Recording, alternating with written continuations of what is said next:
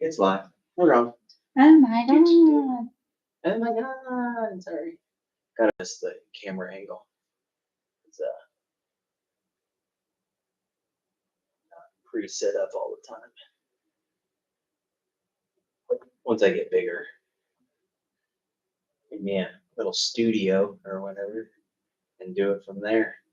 Are you growing pretty good? Like, What? are you getting? Not right now. I mean, it's only 65 subscribers, really. But I mean, better than I have. it grows. Yeah. It grows. Like, I'm not doing it for the amount of people that I have listens. So, like I was explaining to somebody one day, it's really just about that one person who might listen and get something from a situation that you've been in. You know what I mean? Like, for example, like another single mother or something like that. Yeah. Say you tell a story about being a single mom and somebody else in that exact situation and learn something from your experiences. Like, that's the only person that matters that's listening. I mean, I'm here for that. Yeah, because that's what I do. You know, like on Facebook and Instagram and shit. Like people are like, "Oh my god, all you post about is like mental health stuff," and I'm like, because I've had people message me and be like, "Hey, thanks for posting that stuff because you're kind of making it." You've also changed your life for the better, though. Exactly. It's like, exactly. I mean, you've lost a lot of weight, right? 70 pounds probably since Loony Bin. Amazing. You know, like it's hard to lose 70 pounds. Dude, yeah. Without like getting the what is that thing where people get the thing on their stomach? Oh, the sleeve.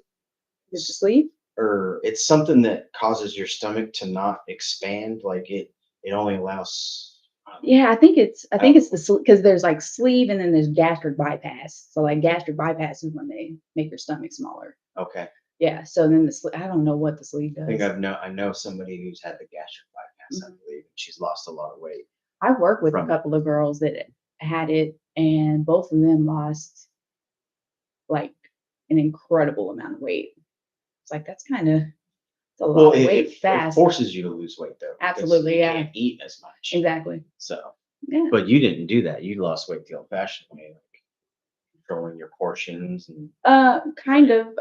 For the most part, I was working at home, and I was manager, like supervisor or whatever. So I was running that whole store, the one over on Memorial. I would run that thing, just nonstop. So that had me drop a lot of weight. But then I got diagnosed ADHD. So then I got legal meth.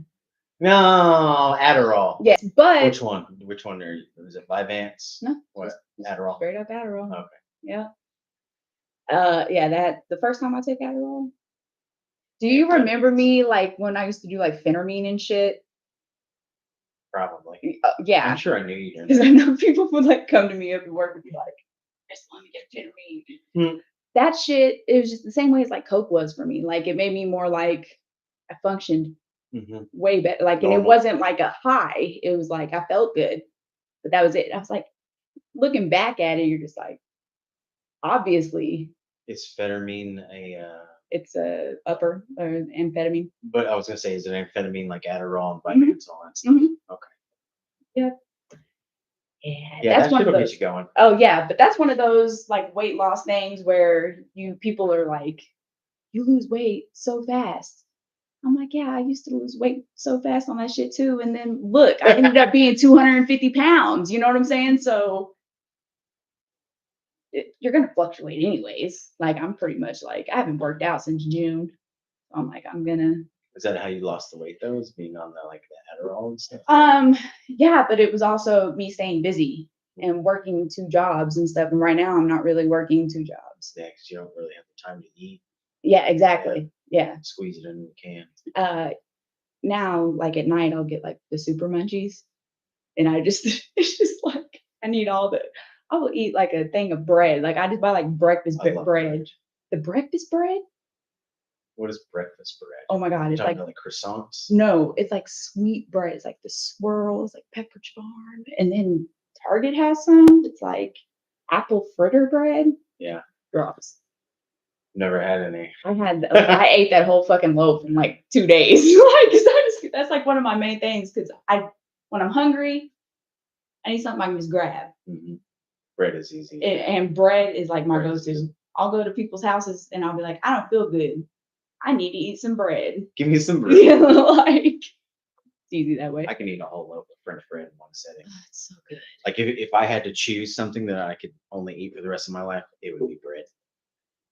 I think I concur with that. Yeah, sure. I could. I eat bread all day long. I mean, I didn't get up to 250 pounds by not eating all the bread. Whew. Yeah, that was an interesting, and then time losing that weight, because also you don't see it coming off of yourself. Well, yeah, because you see yourself every Right. day. Like there's still times now where I'll see pictures of me and I'll say, that's not me. I just went to a wedding last weekend and I saw your pictures. You look fantastic in your dress. You look very beautiful. Thank you. Very It's beautiful. like, what the fuck is that? Like, it throws me off still when I see. There was one picture. I think it was you on the dance floor, and I was like, "Damn, Krystal looking good." Every once in a while, I can, all I have to do, man, is put on fucking eyeliner and then something that's not jeans and t-shirts, and people are like, "Holy shit, You dress up nice. look at you!" And I'm like, okay. So it's like when I put on nice clothes, people are like, "Damn, you dress up nice." I'm like, Dapper I know how ass to dress. Yeah, like we're just fucking. I know how we to don't give a dress. fuck I enough. just don't dress like that all the time. Yeah, like it's fun Yeah. every once in a while, but it's not my thing. I had to do a presentation for work, and so we had to wear business casual. Mm-hmm. I haven't worn business casual 5 years. I'm jeans and t-shirts or scrubs. So my boss was like, "You got to find some clothes, man."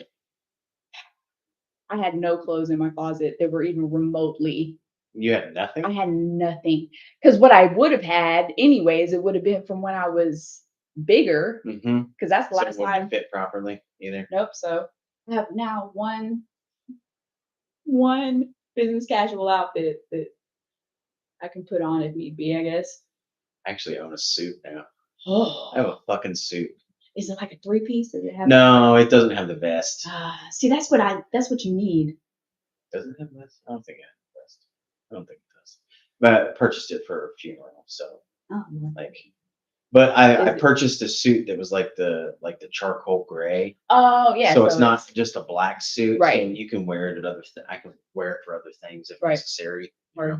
So I like it. I'm a grown up. That's crazy. Oh no. It's crazy. I used to air my balls off with the fan right in front of you. Oh my God.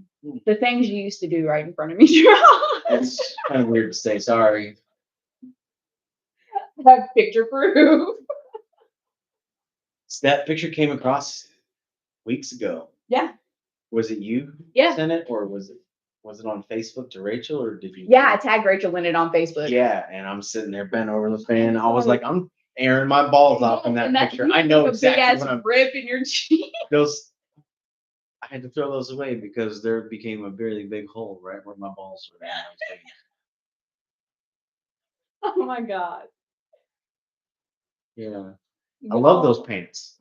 They looked great on They did. They made my butt look good. They did. It was nice and What were you about to say, y'all? Y'all. the About dudes. me and Mark Oh my God. and Jason. The dudes that worked there when I started, I thought. This is the Loony Bin Comedy Club, Yes. too, by the way. So when I first started, I thought I knew. What sexual harassment? I grew up, I was one of the dudes. I was that chick, that girl. Like, Yeah. you know how I am. Yeah. So I'm so used to all that. But y'all just came in and I was like, oh God, this. We're pretty raunchy. Right. Mark especially. Mark's favorite line was, "That's how somebody gets pregnant." That was his favorite line to say. That's how you end up pregnant, girl. That dude. I've been trying to get him on here, but he works out of town so much that Oh. he doesn't know when he's going to be in town. So That'd be amazing. yeah, I'm trying to get him on here. That's It's some great hilarious. stories. Oh man, wasn't it him that like slammed somebody down on the pool table one time? Like I remember Mike did that. There was a scuffle that Mike ended up pushing some dude on Maybe like I've seen every 'Cause, yeah. every doorman I worked at the Loony Bin. I saw them throw a person at one point in time, whether it be Mark, Jason, Mike, Rundis. You remember Rundis? Rundis can fight. I don't know if you know that, but he's actually a And he's legit like a martial black- artist. yeah, I Yeah, was he's a like- legit martial artist. He posted something the other day, you know, because he'll post stuff where like he go back. Mhm. And I forget how old Rundis is. Yeah, And I'm like, I think he's close to 50 now. I think He might be older I than think that. he's I don't older know. than that. Yeah, But he posted that picture from when he was in prison. He looked like fucking Anthony Keaton. yeah. I was like, oh, Rundis. That's it. That dude can fight. I can see it, yeah. Every doorman has thrown somebody in that place because You, comedy show. you gotta. Well, there's so many people act like fucking douchebags. I can't do other comedy clubs. Yeah. I can't do them. I've gone to the one that must not be named, Bricktown. And I've tried to watch a couple of shows there, but I just can't do it. You know, one, the acoustics, but they're not as like, they just let people kind of do whatever the fuck they want to do. Mhm. And I'm like, listen, gotta Terry control ran such a tight fucking ship. I'm so used to that now I go and I'm just like, shut the fuck up. I can't focus on the actual act. Well, that and just like from working at a comedy club and seeing the crowd, like having to look for phones going off Right. or people chatting. Like I can't help but do it when I am watching another comedy show somewhere else. Right. Like if something goes off over here, I'm like, I mean, and I was never security, but I would sure the fuck be in there and be like, yeah.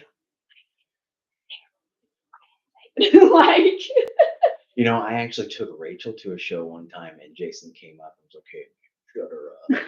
Because Rachel at the time was very, when we were sitting up front, oh we were my in the God. front row and and at the time I think I hadn't quite got her, you know? So I wasn't trying to say anything. 'Cause I Right. was trying to sleep with her, you Right. know? I mean, you can't be But like too much of an asshole. I or, you know. remember we were sitting next to each other. Rachel was sitting next to me, and Jason came up and kneeled down and kind of tapped me on the shoulder. We made eye contact, and he goes,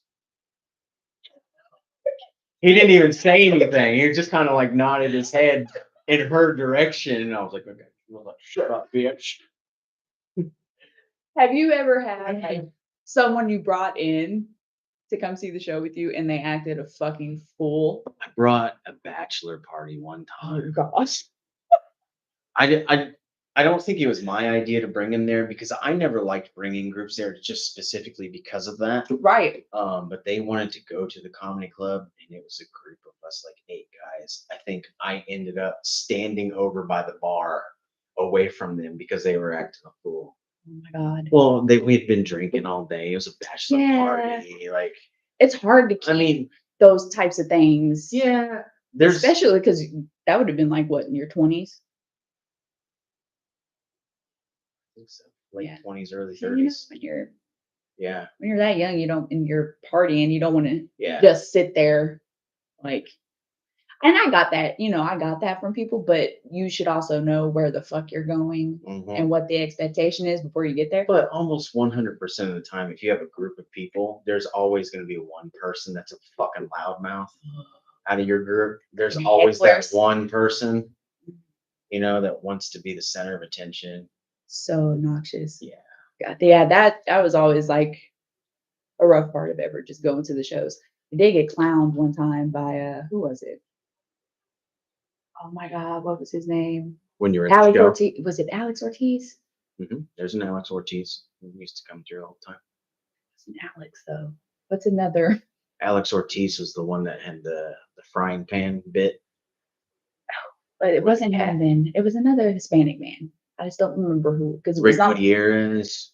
Yes. Rick Gutierrez. Yes, that's who it was. So I went and watched the show on like a Wednesday, Mhm. and I don't remember who I was with. But you remember how Krystal used to drink. Mhm. Not only that, when Krystal went to the bar and Jay was at the bar,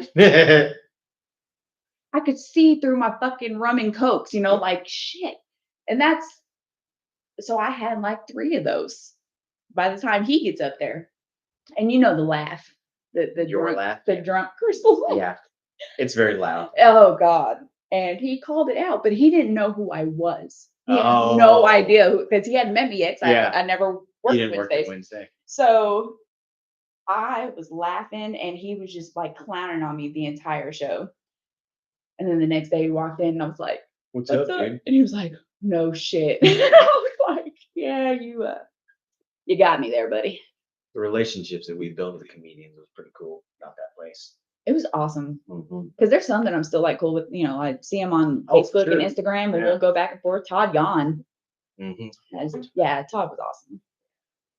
AJ Finney was just up in Tulsa. Yeah. From the Loony Bin up there. couldn't go make it up there. What- Like that was literally last week. Yeah. Was that He the was up one there. that Julie was? Yeah. Was she Yeah, hosting? I just saw pictures of it. Yeah. Mhm. Yeah. She was, I don't know. I think he may have been headlining. I would hope. I would hope so too. I think when That's he was, funny. because when he was at our club the last He time, was he was. featuring. Was he? As far as I remember. I thought he was headlining the last time I saw him. But shit, when he first started coming around 15 years ago, Mm-hmm. AJ AJ Finney was one of my favorites. Oh yeah. His, do you by any chance remember his joke about being at the party and having cat poop on the plate in his back pocket and handcuffs? So he could hide in when if it got broken up, he'd hide in the closet and he's like, I'm a victim, not a partier. He's like, they just let the victim stroll on down the road to the next house party. It was a great joke. Oh man. It was, yeah, there's some doozies that I kept. who was your favorite Oh, comedian that used to come through? first one that came to mind is Ben Creed. Ah, good dude. Ben was amazing. Uh-huh. It was my birthday. I don't know what. I think it was when I wasn't working there and I was just kind of starting to get back into Terry a little bit, Yeah. you know. And I came and I got drunk as shit before we got there. So I'm standing at the bar, like I'm looking at Jay, and I'm like, I'm hammered. Like I need to sober the fuck up before I go in there. Yeah. And Ben's sitting there, and you know what to do with it. Gravelly ass voice. You take a glass of ice and pour black coffee on it and just chug it. Was that who taught you that? Yes. And that is the go-to. Yeah. And I did that and I looked at him. I was like, son of a bitch. Sober, let's go. It was great. He was definitely. Ben Creed was good too. Yeah. Good dude. There, you know, being up front where I was too, and not a lot of the comedians like hung out up there. Yeah, like I would have to talk to them to get their credits and everything. But there was a few that would come. Kevin Bozeman would come up there. Oh, Kevin Bozeman's good. Kevin Bozeman is in my book. Is he? Yeah, because you remember how I used to have comedians sign the back of my joke book? Do you by any chance remember that? I do. Yeah. His was the most honest one of like the person I was when I was drinking. Oh. Because so I can read it to you, but it was back when I was drinking really fucking I would get drunk really fast. Oh. To excess, like I had gone over to Mike's or something, and within 2 hours I was fall off the stool drunk. Yeah. I mean, yeah. He wrote in my book about that, and it was like the most honest description of the person that I was back then. And I fucking loved it. And in one of the chapters where I'm talking about drinking, I put his little thing. Aww. I was like, this is what I was like. This is a good description of what I was like. Isn't it crazy when people are so good at describing who you were versus who you are now? Mm-hmm. Because I cannot fathom being the person that I was when I was 22, 23. Like it's completely different. Mm-hmm. Do I still have some of the same quirks, of course, but when I hear stories of when I was younger, I'm like, how old are you now? 37. 37. Yeah. Some of those Rachel stories. just turned 38. You're getting old, man. Yeah, I'm 42. Fuck. 42. How old is like Jason and Angie now? Are they like? They got to be close to 50s because Angie was a good bit ahead of me. So was Jason. Yeah. They got to be close to the 50s. That's crazy. Mid to late 40s, yeah. They got to be. I can't believe that. Yeah. How long I've Can't believe I've known people for that long, and we still somehow keep in touch though. Well, you had ways. to be a special person to work there. Like you couldn't just be anybody and work at the Loony Bin. We wouldn't let you. No, We would treat you like shit because you didn't fit in with our little family group. I mean it took me a solid like 6 months before any of y'all fucked with me. Really, Yeah. like Kelly and Ryan, they were both like, "Fuck this! Like I don't like you." Jason, swear to God, Jason would not like have a conversation with you unless you worked there for Yeah. 6 months. Yeah. Like he wouldn't fucking talk to you. No, there was some because that's when like Stephanie and BJ worked there. Stephanie actually last year, Caden was doing DECA, and Stephanie reached out to me and said, "I was in DECA. I would like to buy your daughter's blazer for her conference." And I was like, "Stephanie, I haven't seen you in like years. I don't remember the last time I saw Stephanie." I haven't seen them in a long So I miss them. time. Lamont. Me and Lamont were so close for a long, long time. Like, Yeah. life happens, like this Yeah. this is what I'm going this way, and like I'm so like it Yeah. happens, doesn't mean you love your friends any less. No. Like I guarantee if I saw Lamont, it'd be just like we hung out yesterday. Yeah. Stephanie, Like time hasn't passed at all. Yeah, exactly. Yeah. It's the type of people they are. They're great people. That's two people I probably should have on too. Oh my God, them as a couple. Not on like more than one person. I like the individual conversations, but Stephanie would be a really, really good one. both of them would. Yeah. Both of them would. They've got some. They got some fucking. Oh, for sure. Man, the shit that I remember from just mayhem from Christmas parties to nights when we were all getting off work and stuff. Just oh my God. I'm ADHD, remember? So there's going to be a whole bunch of books. I'm forgetting what I was saying. I lost it. Did you brain fart? ADHD is a bitch, man. It happens. I hate it. I don't remember what I was saying. It has something to do with her, but I don't remember. I think this kind of shit was done to us unintentionally. Like, do you have ADHD? I've never been to a doctor for it. I mean, whenever I take Adderall or something, I focus in on whatever I'm doing. Like, so I assume because the drugs work for me in the way that they're supposed to work. Yeah. That probably. That's yeah. But like I loved Adderall and shit because I could pop one of those and I'd fucking get shit done. Amazing. Get shit done. I fucking kid you not. The first time I took Adderall, I was like, why is it not loud?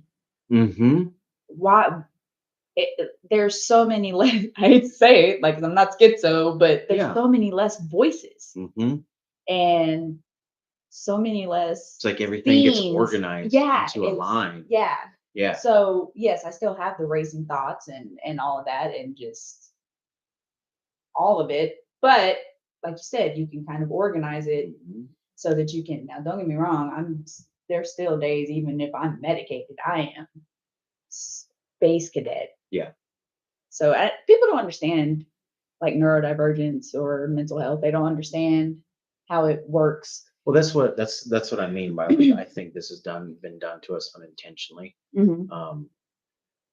By saying that, meaning that throughout the past 100 years of farming and greed and like plastic bottles,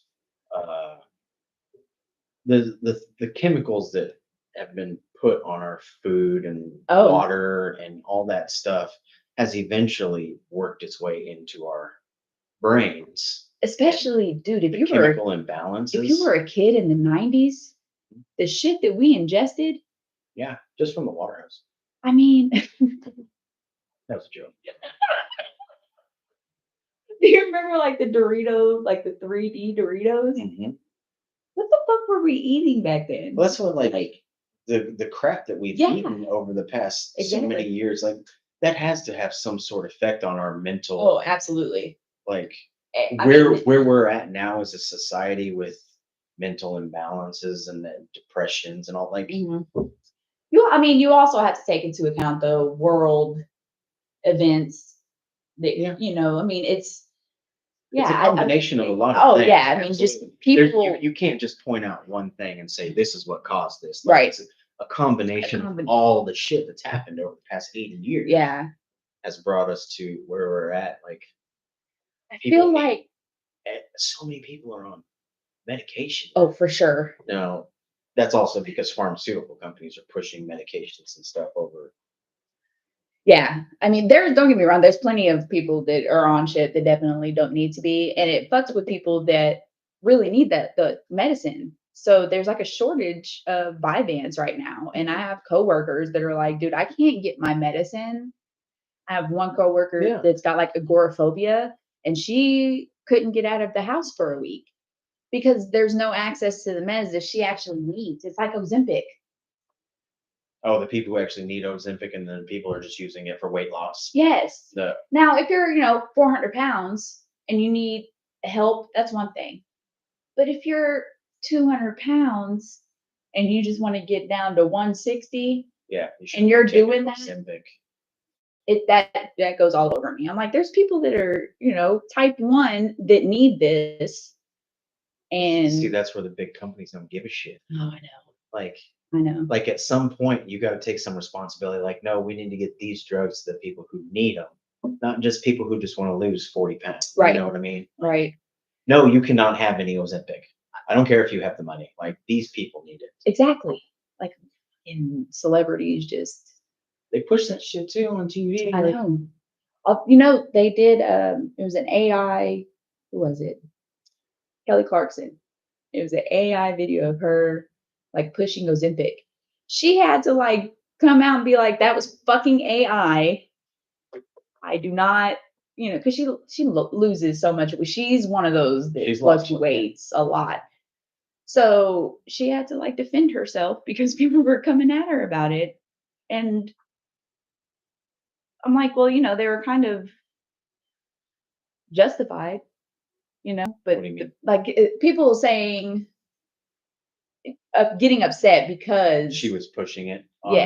Even though it wasn't her. Right. Yeah. Yeah. So I think that shit's ridiculous. Like, for example, Lady Gaga's on a commercial where she pushes a migraine pill that she takes. And I think that stuff is stupid because, one, like, some people are literally going to take this drug because you're Lady Gaga and you said that you took it. And I think that that's wrong. Because these people may not need this drug, but yet they're like, no, I need this drug. It's because it works for her. Right. That doesn't mean it's going to work for you. And her using her celebrity to push something, I think is wrong. I can agree with that. I can also say, coming from the field that, I'm in, like the healthcare insurance background, it's got so much more to do with physicians and insurance companies too. Mm-hmm. So, there's people that truly need Vyvanse. I was actually prescribed Vyvanse at one point, and just for like a week. To try and see how it works for you. And they denied it for medical necessity, which is a bullshit denial anyways, but they'll make you jump through hoops just to get the shit that you need, like that medical necessity bullshit. If you ever get denied for medical necessity, fight that shit. That's all I'm saying. Yeah. It's disgusting, the healthcare industry in general. Mm-hmm. Well, I mean, it feels like nowadays when you go to a physician, they're just a legal drug dealer. Like, they went to college to learn how to deal drugs. Yeah. To get a degree to give you a pill. Like, every time I've gone to the doctor, it's literally 5 to 10 minutes. And it usually ends in some sort of prescription. So I've had a ton of PCPs. I've been with my last one for years. She's amazing. She has put me on 2 pills in the several years. Mm-hmm.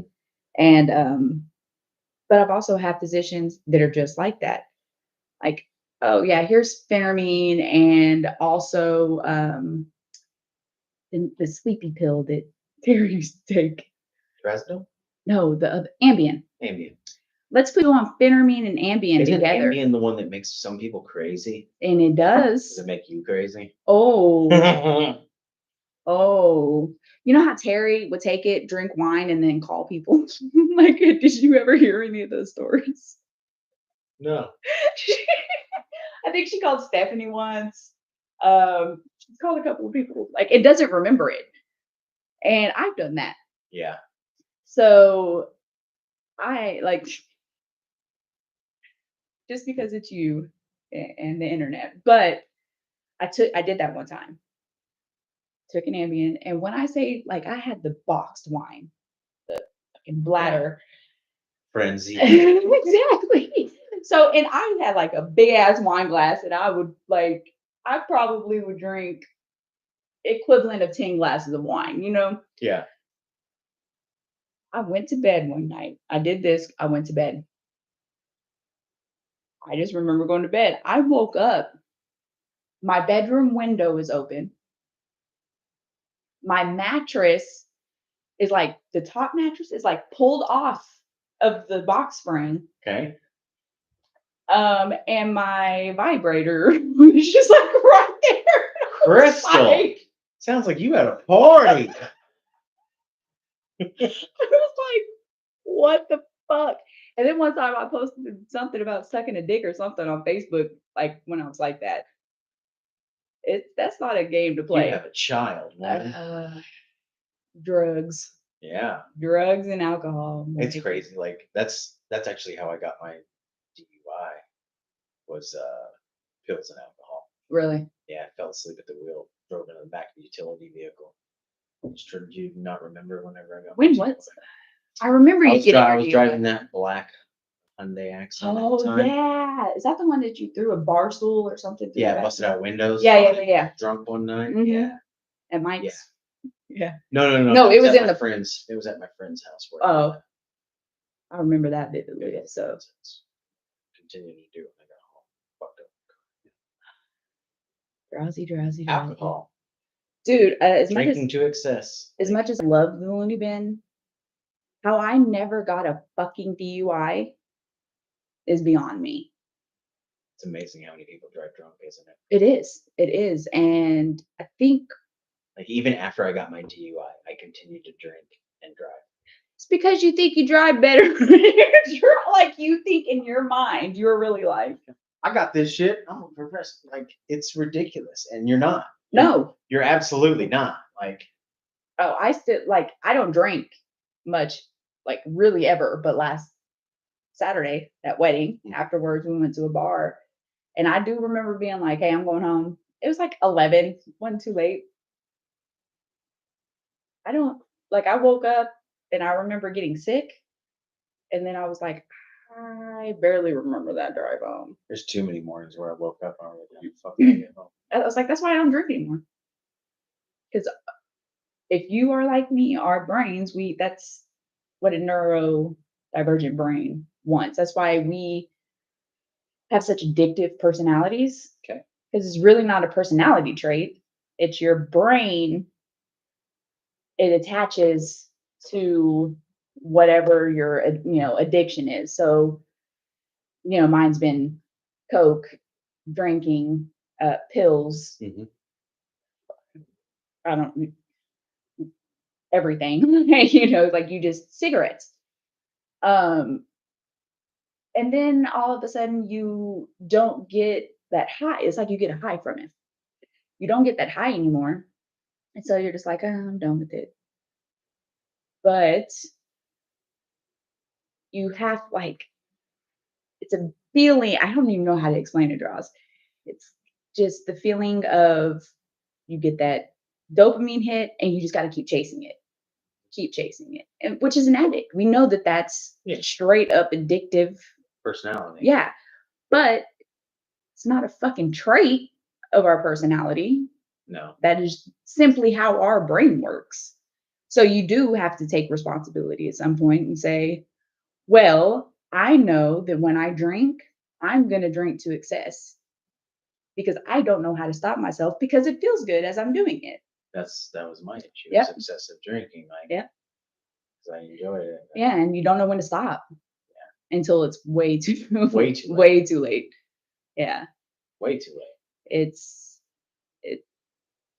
Drinking is probably the scariest. Alcohol is the scariest drug. It's one of the worst for you too. It's terrifying. Like I've seen it destroy so many people, so many lives. I mean, shit, mine included, you know, like my dad was a severe alcoholic and drug addict. So it just destroys people. What you were explaining a second ago is exactly why I don't think alcoholism is a disease. Like, yeah. The guy who was supposed to be on the podcast last week that canceled on me, Mhm. one of the things that we disagree on, he's very heavy into the AA community. Mhm. And he thinks that alcoholism is a disease. Like, Yeah. I do not. I think it's exactly what you just described. At some point in time, you have to take responsibility. Like, you know what? When I drink, this happened, so I shouldn't fucking drink. Right. You know, Exactly. So I think that's not a disease. It can be a disease of the mind, but it's just more a symptom instead of the problem. Yeah. It's not the root. Yeah, and you definitely have to acknowledge and be very like self-aware, hyper-aware to be able to learn how to navigate your life. So it's not, especially like you said with alcohol, if I just don't know how to explain these things. Sure. So alcohol, for some reason, has been the deadliest.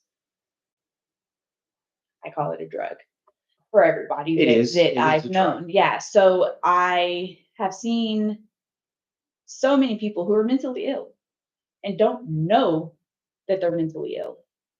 And that's what they go to is to alcohol or, you know, any kind of high that they can chase, not realizing why they do that. People, you know, want to say it's nurture versus nature. I can agree with that to an extent, you know, especially with alcoholism or any kind of mental health, um, you know, illnesses. Most of them are genetic. So it's just something that you have to be aware of. You know, you have to acknowledge it. You have to work through it, and you're going to have to stay working through it for the rest of your fucking life. Yeah. That's a good way to put it. I mean, you're absolutely right. Like, it is what it is. You're going to have to take that into yourself and say, okay, I can't fix the fact that my brain is wired the way that my brain is wired. What I can do is try to stay self-aware enough that I can see it when it's happening and then try to correct it. Because there will be times where, you know, especially with bipolar, like my mood swings are, and I'll say shit I don't recall saying, do shit to people. Like, I'm a mean motherfucker. And then you have to learn how to stop doing that to people. And then, but that in turn, what you're talking about starts to rewire your brain itself in ways. Oh, for sure. You know what I mean? Like making the good decisions over the bad decisions slowly rewires your brain, and it gets easier. It's still a struggle every single day for the rest of your life, but making those good decisions becomes easier. It does. Because at the beginning, quitting everything, like for me, it was really fucking hard. So hard. It was so hard not to go to the bar. Yeah. It was so hard not to drink. Especially when everything in your life revolves around it. Mm-hmm. Your friends, everything. You go to work at a bar, you know, I mean, like your whole social life is around that scene. So, of course, you're going to adhere to what you're around, but it's so dangerous. It's like with alcohol, it's kind of like heroin, right? Like the first time you try heroin, from what I've heard, I would say I've never tried heroin. But you know, they're like It's like that first in air, man. Like you're just fucking done, and you'll never get off heroin. I feel like to an extent that is definitely like that's alcohol. Like you're gonna have to work the rest of your life to not go back to that. Absolutely. That's something that you know in your brain that at any point in time something could happen that could make you fall off that wagon. But you also know that you're gonna get back on the wagon, right? So That's also why I do some of the things that I do is to make sure I don't fall off that way. absolutely. Because like, not that I ever want this to happen, but say Rachel were to die. Like that's a pretty traumatic thing that happens. That a lot of people who in my situation, like I've thought about this. Like Well, if Rachel were to pass away, would I be like, fuck it, I'm drinking, like to make myself feel better? Or would I say, no, I'm not going to drink because she wouldn't want me to, for one thing. And right. two, it's it's just going to end up, I'm going to end up that old dross. That Exactly. You don't want to wakes up next door in their lawn, you know? You like, don't. and I don't want that. No. I don't want to be that person anymore. That person was a shameful person. Like, But you've come so far. I really don't think if something like that happened to you, I don't see. I don't think it would either, but I the think you're thought has so- crossed my mind. Yeah, you're so just defiant that you would just do it. You wouldn't go back to drinking just to prove people I'm not going to go back to drinking. Absolutely. I mean, yeah, that would be a driving factor of it. You know. It would be hard though. Oh, for sure. Like sitting here all alone with my wife gone, like, because at the end of the day, I'm alone, and there's really nobody to Yeah. say, I "Hey, get it. Draws, you know what I mean? There's a fucking liquor store right there. I could go get a bottle of Jameson. You know, it'd take me 7 minutes to get a bottle. You know what I mean? Like, oh, God. that is actually one of the things I miss most about drinking is not the getting drunk or having alcohol, but it's being able to sit there and just enjoy a nice, neat whiskey. That was your favorite. I miss enjoying a whiskey. Like after work, like, Mhm. Terry, can I get a drink? She's like, why don't you have 2 cocktails, Draws? I was like, no, I don't mind if I do. I worked hard Jay, putting them give me a pretzels in drink. the microwave. That's right. The best microwave of this side of the Mississippi. Some of the best nights were just busy nights, and then people would come up and be like, "Draws is being a dick." People kept ordering food. I didn't want to work. I was hungover, Oh man, probably drunk, maybe drunk. I'm There was quite a few nights I worked at Loony Bin drunk as fuck. I was really good though. I was really good. what? Those nights that I was drunk, I was Hell yeah! popcorn going, mozzarella sticks in the oven. Here's your nachos, girl. Yeah. Drunk draws was sometimes fun draws. Yeah. I wasn't always a douchebag. Wasn't always an asshole. I feel like sometimes you were more of an asshole when you weren't drunk. Yeah, but that's because that's the addict Exactly. in you. Like, Yeah, just like every addict when they don't have their fucking fix. Like, absolutely. I woke up late actually because I had my morning job that I had to work that I was hungover at, that I took a nap after. And then I woke up late getting to the Loony Bin. So I'm already 15 minutes behind. So motherfucker, I gotta get this cheese in here. Quit talking to me. You know? And then on top of that, I'm still probably hungover. Right. Like, Jake, give me a shot or something, dude. Something. So many people used to just get shit faced while working. I never did. After Angie and Jason's wedding, me and Mark were toasty that night because we went to Mike's after the wedding, right before work. Okay. I think their wedding was on a Sunday. I think it was a Sunday. Were you there for that? I don't think I was there yet. Were you there? I don't think so. I think they got married like right before I started. Man. That was the first night I realized that I could work for Loony Bin drunk. That was probably the first because me and Mark and Kelly, Mark and Kelly, we all went to Mike's after the wedding because we all worked that night. So we're like, let's go have a drink. We were having drinks at the wedding, you know. too late. Like we're already past that point. Right. Like What's might as well go have another one. motherfucker. Like it's only one show tonight. It's probably gonna get canceled anyway. Yeah, it's Sunday night. We're gonna have 7 people who kind of fucking hated those Sunday shows. Those are the fucking worst. Oh my god. That's why they quit having them. There's too many of the cancellations. Yeah. So Um. Something I was gonna say about the Loony Bin.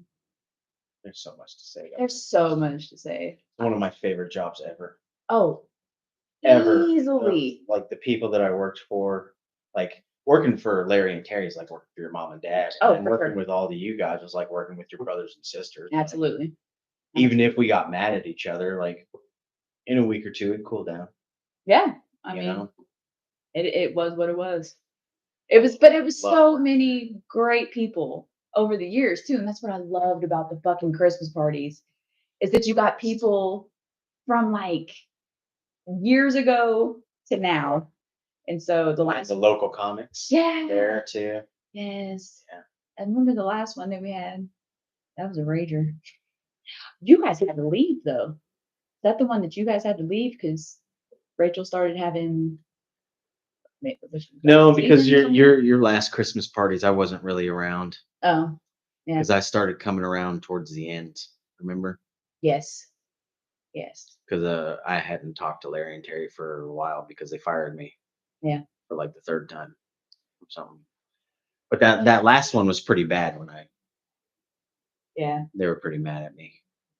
That last time I got fired. What was that for? Is that when did you and Mary get into it? I don't remember, but I remember Larry calling me. He's like, "Hey, we don't need you tonight." I was like, "Oh, okay, like I'll see you tomorrow." He's like, "No, we don't need you anymore." But, okay.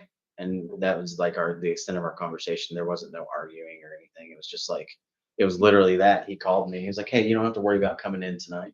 I was like, "Cool, all right, I'll see you tomorrow." Like, is it slow? He's like, "No, you don't need to be worried about coming in at all." Okay. He was like, "Okay," and then hung up, and then we didn't talk for years, and then I started coming around towards the end because I kind of started doing comedy again. Right. That's right. But I don't remember What it was. exactly what it, because like me and Jay had gotten in a fight. Like me and Jay got into it behind the bar during the show. And at that point, I was kind of walking around like I was the shit. Mm. You ain't gonna fire me, motherfucker. You Uh-huh. need me. Uh-huh. I don't need you, Larry. You need me. You know, that kind of attitude. Yes. Kind of towards the end there. Like, I don't really remember exactly what it was, but it had to do with my attitude for sure. So You did have one of those. It was lovely. yeah, It was always fun. there's a reason I could come back. Oh yeah. Well, I think you and I were anomalies. Yeah. You used to use me coming back as your excuse to get your job I back. sure the fuck did. You fucking let Draws come back 3 times. Yeah. Like shit. I remember you telling me that. It was so funny. You're like, yeah, I told him. I was like, you let Draws come back. Why don't you let me come back? They were like, it's because the way you did it. And I'm like, well, y'all didn't give me much fucking choice. Remember back then, we were like, the only way you're getting out of the Loony Bin is if you just don't fucking show up for work. That is kinda how. If you just didn't come anymore. That's the only way you That's could the get out only of way it. you could quit. That's the Is only if you way. just stopped They coming. wouldn't let you quit. You. Like, in order to quit, you had to put in a month's notice. Like, that's not even legal. No. You can't make me do that. Like, it's a 2 weeks notice, Terry. That's all legally I have to give you. I mean, and not only that, like it used to crack me up because there was only like what, me and Angie up front at one point. So I didn't get Fridays, Saturdays off ever. I didn't have a Friday or like I had to like jump through hoops Oh, no. just to be Thursday through Saturday night was dedicated to the Loony Bin Comedy Club. Yeah, because mine was Thursday through Saturday. And then every New Year's Eve. Oh, and you had no life. Yeah. New Year's Eve was. Well, I actually prefer to work on New Year's Eve agree. just because it's safer. amateur hour. It's like, safer there. And it's always fun popping the champagne. Yeah. That was always a good time. Yeah. I was usually always out of there before midnight though, because I was trying to get to some girl. No, I was well, Rachel most of the time. Yeah. You had to go get a kiss. But smooch. Yeah. Let me go see what my current girl. Rachel was the last bit of the Loony Bin, but there was hosts throughout the years. You know what I'm saying? I only remember one other one, and I don't remember her name, but you dated her for a while. You took her to a Christmas party. I didn't really bring girls around. No, that's why that's why I remember it. But I don't remember who it was. At that point in time, I was really just like, Whoever.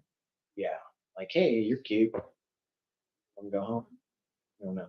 Go to my mom's house. I'll sneak you in. Dude, that is my life. It has been my life for almost 18 years. Yeah. Living with my mama. So You got to sneak dudes in. Sneak in. Okay, so here's the thing. I never, I dated one person. Like I've had one relationship. Yeah, I don't know. And he's the reason why I left the Loony Bin. Oh yeah. It was just that one relationship. 37, one relationship. I don't bring men around my daughter. I refuse. Like, which I think is a good thing. Like I don't want the whole men in and out of her life. I don't want to put her in a situation where horrible shit that happened to me could happen to her. So there's no way in hell I was just going to bring random dudes to my house. Well, now I kind of have, or I've recently had a couple of little stable ones. So I've had them over, but also Caitlin is 17 and my mother is a grown woman. I'm damn near 40. If I want to get some dick in my room on a Tuesday, I'm gonna get some dick in my room on a Tuesday. Like, I'm a grown fucking woman. What the fuck? It's so hard. And then I brought a dude in one time and he's coming in and Caden was going out. And Caden's like, what? Like it freaked her out because she didn't grow up with that. Yeah. I've never. It's unusual. Yeah, she was like, what? And if I go somewhere and she asks where I'm going, I'll be like, none of your business. And, to mind my business or whatever I say. She'll immediately be like, gross. So gross. Well, thinking about your parents having sex. Pretty disgusting. I had to hear my mom have sex a lot. Yeah, we're not going to get into that. We're not talking about that on the podcast because that's happened to me. No, we're not getting into that shit. The trauma. You want to know why the world takes drugs? It's because you always walked in on your parents. Oh my God. Yeah, you only need to do it once. Up for life. God, I got a mental picture now. I would like to say sorry, but I'm not sure. You're welcome. My mom is in her 60s now, and she has a new boyfriend. And I need her to wear off on my mom. They have sex, and they told me about it. Ew. Yeah, she said that the first time they had sex, Jim just laid there like stiff board, like after they were done. I was like, Mom, why are you telling me this? Telling me this. And then she kept going. I was like, I guess it's good we're in a Waffle House, you hussy. Fit right on it. Yeah, like you want a job application next? Yeah. So gross.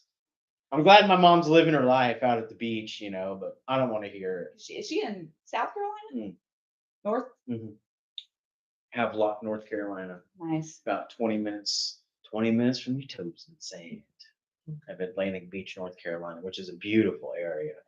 Beautiful area. I haven't been anywhere past like I went to Florida, but Gulf. Yeah. And then that's where I'm from.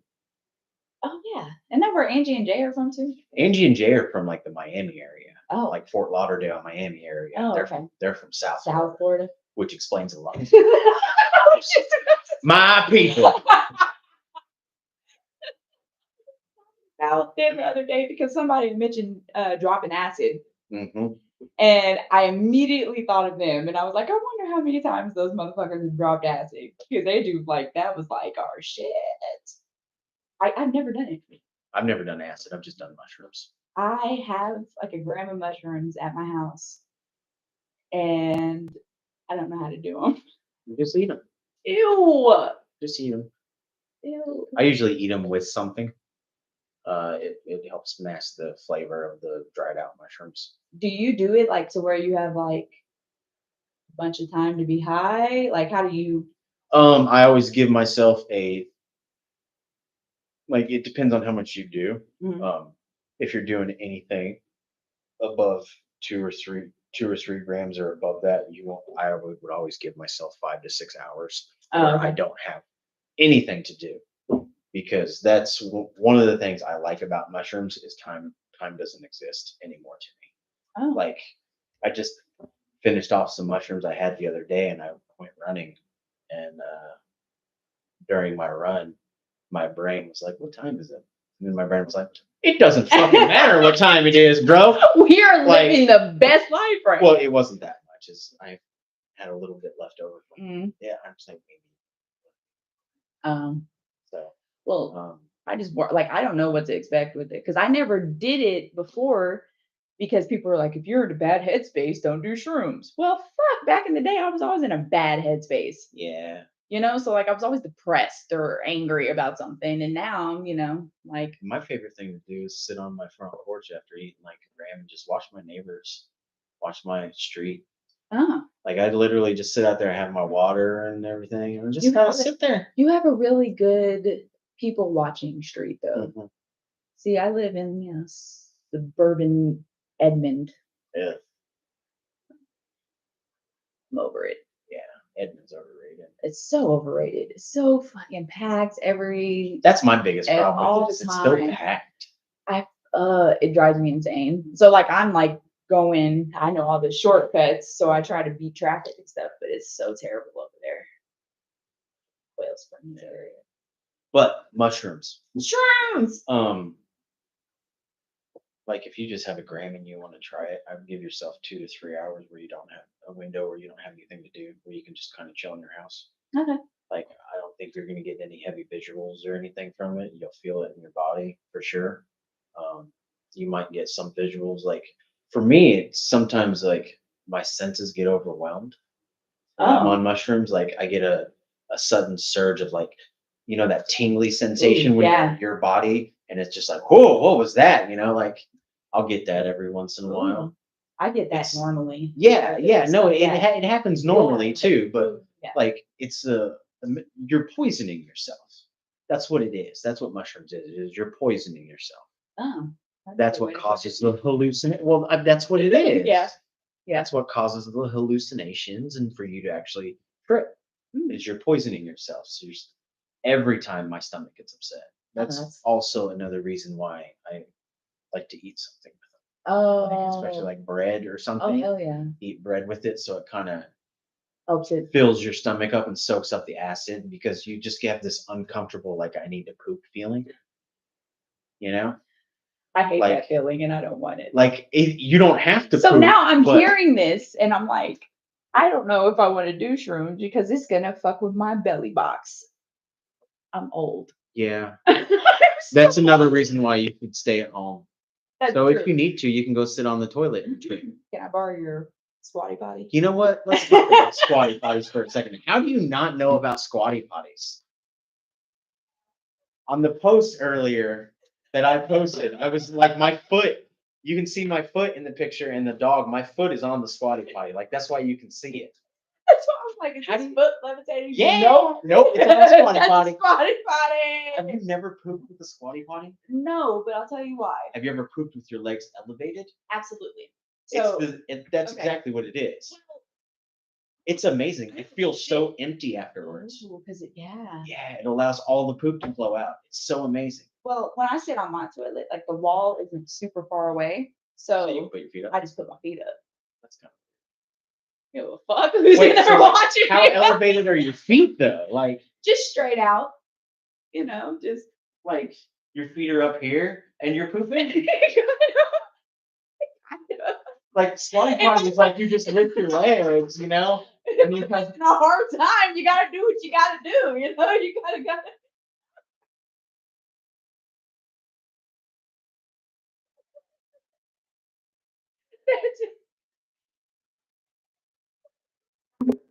This is a squatty potty. Look, it even curves it like it. It fits around your toilet. It fits in your toilet. Look how nifty that shit Yeah. is. No, they're amazing. And this is the actual squatty potty brand too. Oh, They fancy. they make all kinds of. We have a travel one that folds up, like it folds, and you can put it in your suitcase and take it with you.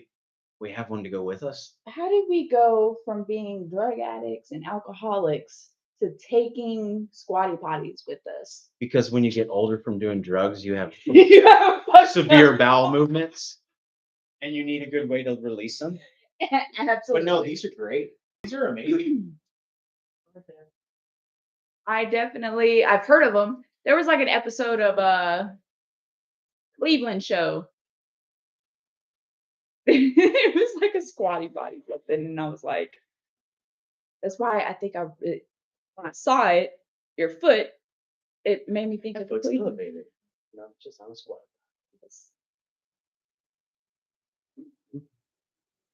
Samuel's. Leave her purse alone. It smells like cat. It's a kitty. I love having it though. Like ever since because she got one for Christmas one year from her mom. Her mom was like, "What does Rachel want for Christmas?" I was like, "She's been talking about a squatty potty all like for the past 6 months. Like, get her a squatty potty." And I had told Rachel that I told her mom to get her a squatty potty. She's like, "You did not." I was like, "I did." You're gonna open a squatty potty. You're the only on Christmas. husband in the world that would be like, It's for me too. it's It's for both of us. also on my wish list. But Share it. have you ever seen the commercial for squatty potty? Isn't that like there's like a unicorn? Yeah, and it's And it's like- pooping rainbow sherbet into cones, and the guy's talking about it, and he picks one up and he starts eating it. Yeah, it's a great commercial. I miss fucking like commercials. Do you miss commercials? I do. Like when you're streaming, I used to get pissed when I would get interrupted by commercials, and now I'm like, oh, cool. It's the only way I can see. Well, commercials have changed. Like so much of commercials is pharmaceuticals now. Truth. Like literally 75% of the commercials you see is pharmaceuticals. Oh, absolutely. And dancing. Yeah. And talking about. I'm lowering my A1C. No, you're not, bitch.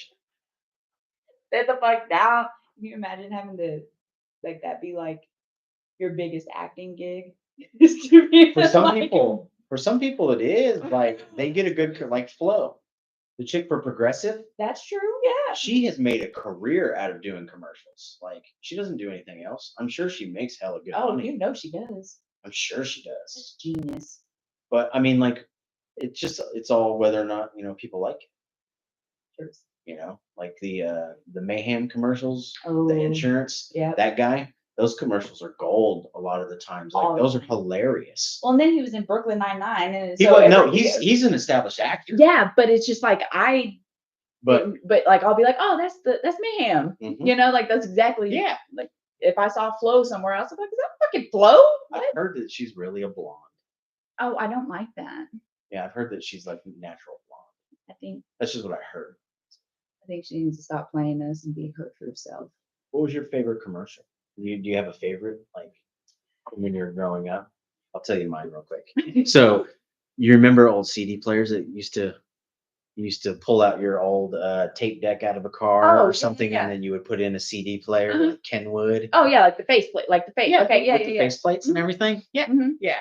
So there was a commercial, and it's a Kenwood commercial, and the dude slides. It shows him sliding the CD in, and it's Another One Bites the Dust by Queen. Ooh. So he's driving down the street, and it's like Another One Bites the Dust, and he's all singing the cars as they're passing by, like he's pointing at them, and it shows the cars passing by, and people are just looking at them all weird, and then it zooms out, and the dude's driving a hearse, and it's Another One Bites the Dust. That is, and then at the end of it, it said Kenwood. That has always been my favorite commercial, and that's from the like mid '90s. I mean, I don't remember that one. Yeah, that's my favorite. Now I'm commercial. sad. Like, I'm like, do I need to YouTube this? Because that's incredible. I'm sure we can find it. Oh man, commercials. So anything that was like on Nickelodeon, you know, like GAC commercials and toy commercials. Any toy commercial I miss, you know, like Nerf and Oh, Nerf. And just the shit that we played with in the 90s, Pogs, fucking Pog commercials. Those are the ones that stick out in my mind the most. That or cereal commercials, like Yeah. Tricks, Yeah. Tony the Tiger. Do they? Like Oh, dude, I gotta keep cereal, but I'm old now and I eat a well, lot the of thing Raisin is Bran like Crunch. we all stream so much now, so you don't watch regular TV as much. Exactly. Like cable's gonna fall off I think within the next 10 years. I'm Like surprised it's not done already. I'm surprised it's not either. Most of them have switched to being internet providers. Yeah. Because that's who do you know who has cable? I don't. I got rid of cable. I mean, I was like, if I could stream but here's the fucked up part. You start streaming everything so you can save money because cable's so fucking But then it adds expensive. up. But then you start streaming everything. Well, see, that's like you can find so much stuff on YouTube. Oh yeah. Shows, movies, like all kinds of things. I pay for YouTube Premium just because I don't like the commercials. Yeah. But there's so much stuff on YouTube. Everything's on YouTube. So much stuff on YouTube. I just watched Under Wraps on YouTube for free, and I was super stoked about it. I don't even know what that is. Oh my god. Decom, Disney Channel original movie from 1998. Amazing. There's a mummy. His name's Howard. It's great. I'll watch it. I have no idea what it is. It's so good. It's just one of those, like, my comfort movies are like kid Halloween movies from like the 90s and early 2000s. So Casper, Halloween Town, Hocus. Yeah, oh my god. But then you see stuff like that as you're older, and I'm like, Weird. So weird. I had a girlfriend in middle school that wasn't really a girlfriend because we only ever talked on the phone.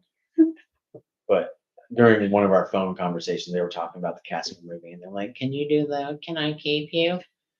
And I was a stupid boy. I was like, "Can I keep you?" You can call me Devin Sawa if you want. Devin Sawa. Whatever. Is that how you say his last name? Sawa? Mm-hmm. Sawa. Remember when he was a heartthrob? He's hot now. Is he? Yeah. Is he good looking? Yeah, older he man? is. He is. He was on that Chucky, like the Chucky show that they did on. I think it was on Sci-Fi. I don't watch scary shit. I don't like scary shit. I don't like scary movies. I don't like being scared. I don't get scared. I've like horror. Like I will watch Scream to go to sleep. That's I will weird. go to sleep to people being stabbed and That's murdered. weird. It's just, it was the same way. Like I went through my true crime fucking hyper fixation phase, and I would go to sleep to that or listen to nothing but true crime murder podcasts. So Yeah, that's what I good. love it. Scary movie on my thing. Halloween, the original Halloween. Put that on any day. March, watching Halloween. It's great. Halloween was Michael Myers. Right? Yep. Friday the 13th was Jason. Yep. They're all amazing. Yeah. Hey. Do you just watch like comedies, or do you do more like documentaries or? It depends. Like drama movies. I like action movies. I like sci-fi movies. I mean, I've watched some like alien movies. I've watched some scary movies. It's just not what I choose to. Right. I'm actually a horror comedy. Like I like the horror comedy stuff. So like Evil Dead.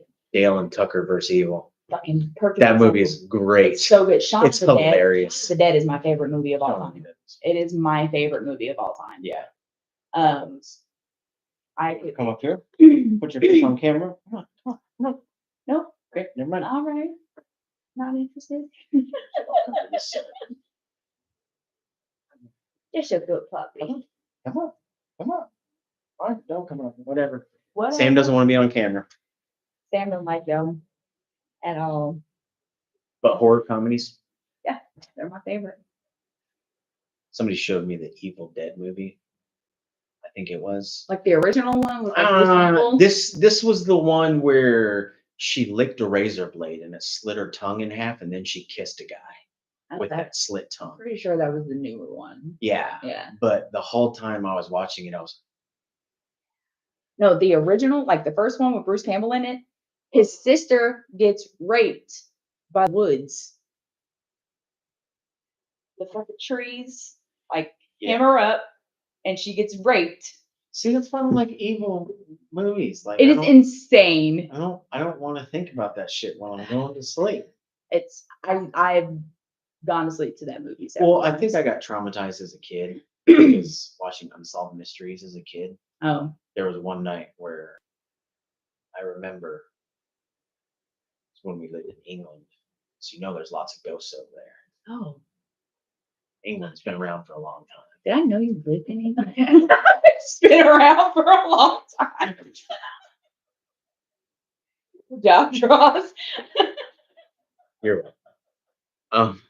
But we watched Unsolved Mysteries, and then that night I had a dream about ghosts, and I wake up, and out of my window, in the distance, was a light, but there was a tree like flickering the light because it was flowing in front of it, and it was windy. So I was like, "Oh my God, it's a ghost!" And I don't know. So I try not to watch stuff that kind of scares me before I go to bed because I'm afraid I'm gonna have a bad dream. I think I do it for the exact opposite reason. I don't like bad dreams. I don't either. But I feel like when I go to sleep to that, it's like a prelude. Like if I do it now when I'm going to sleep, maybe I won't have nightmares. And I never really do. Like if I hear chaos going on, my dreams, I go to sleep to Bob's Burger a lot and I'll have nightmares to Bob's Burger. Oh, gross. That's terrible drawing. I've never watched it just because I don't like the fact that they don't have chins. I can't stand it. I love it. People who don't have chins are weird. I mean, yeah. But like, have you seen a real person who doesn't have a chin? Yes. I mean, they physically have a chin, have one, but it looks like I can't even do it. I used to be able to do it perfectly. It's super weird. It's super weird. It is. And I'm sorry if you don't have a chin, but it's weird. It's weird. Or a double chin, triple chin. No, that's just obesity. Like, that's their fault. I have that one too. I'm sure I have a little bit of one. Like if I were to shave my beard, there's always a little extra fat on me. Like I'm not completely skinny. I have a little bit of chunk. You gotta have that though. Yeah. Well, plus I'm in my 40s. Like I'm not trying to be lean and toned. Yeah, you like exercise to feel good. Like you do things to feel good. Yeah, that. Well, I mean, I also exercise because I have goals that involve needing to exercise. But I also like ice cream. Yeah, that's Mr. Whiskers. Okay, sorry. What favorite? Cats? Cat. Yeah, that's Mr. Whiskers. It's a female. Oh. With a male thing. Well, she got a little head. Do you remember that video on the internet of that kid? It was very popular whenever it came out. I don't know how long ago it was, but it was this kid who was not wearing a shirt. He's not a very good looking kid. Little fat kid. His hair. He's like, oh yes, I'm out here looking for a girlfriend, and I love my hair and my cat. And he picks up his cat and says, "This is Mr. Whiskers, Mr. Whiskers." Did you ever see that video? No. All right. Well, that's where Rachel got the name for that. Was from that video. Oh man. I was like, it's a female cat. She's like, I don't care. It's care. Mr. Whiskers. Mr. Whiskers it is. So technically we were trans before it was cool. Y'all were before the wave. Whatever. Hey, Hi, Mr. Whiskers. What you doing?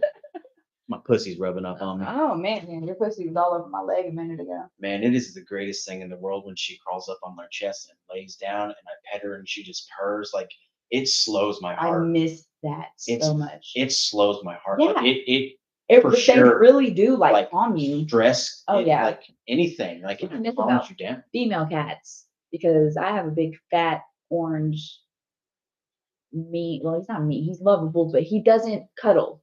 Mm-hmm. But I had my tuxedo cat. That bitch weighed about 20 pounds, and she would just come and sit right here, and I'd be like, so calming. And that purring. It's just that light. Just you can feel it. Right. Like in your chest. It just rumbles. I love it. It's the good stuff. Yeah. Cats are awesome. Cats are the best, man. We have one that lives outside that has adopted us. Oh. Yeah, it's a young cat.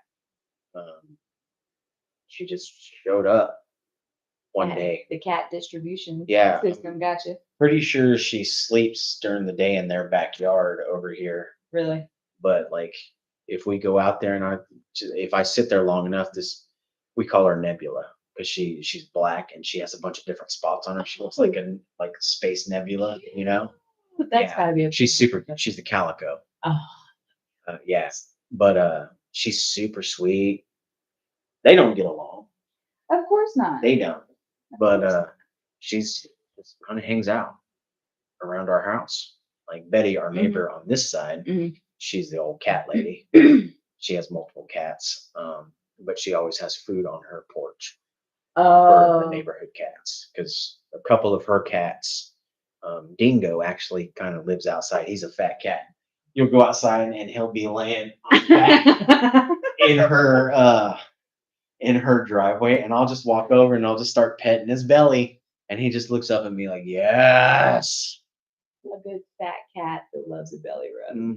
There's not much better than that. And he'll let me roll him over. Like if I get over there and he's laying like this, I'll roll him over and he'll just be like, do it. Yep. I need it now. I got my cat called Meowiwana. What's that? It's like catnip. So it's like, it's a brand, Meowiwana. Yeah.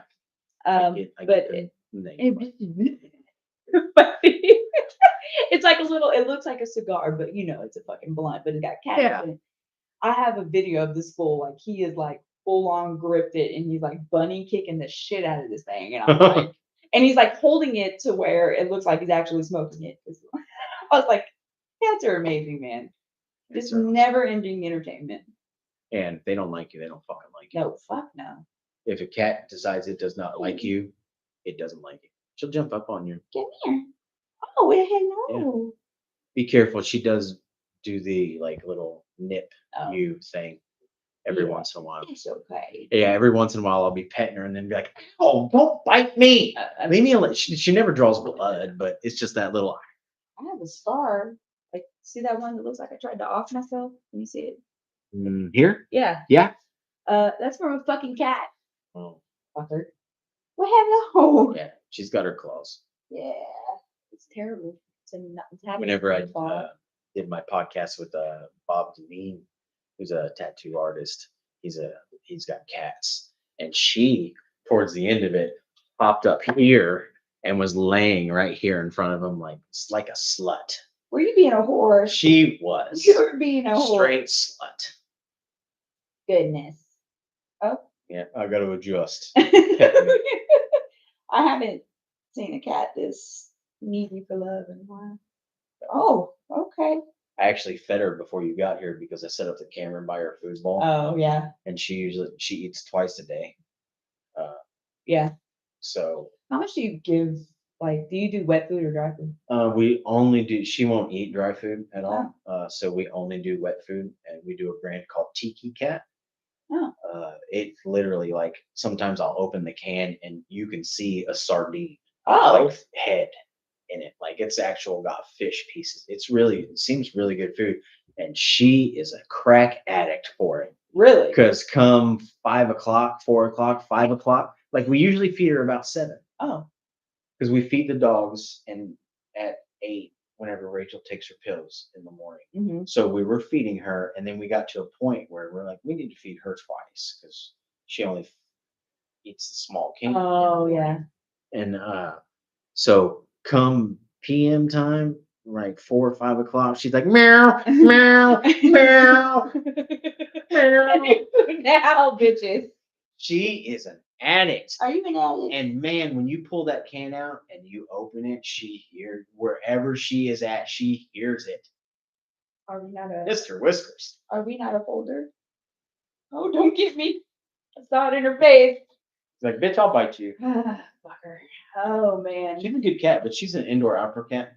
Usually she goes out at night. That's mine too, yeah. Like she'll go out at night and roam and be a cat. Yeah. She'll come home in the morning. I tell mine to go out and be a whore. Yeah. Go be a whore. But she's fixed, so luckily she can't be a whore. Mine is too. That's why he weighs about 40 pounds. She's actually picking on Sam right now. Aw.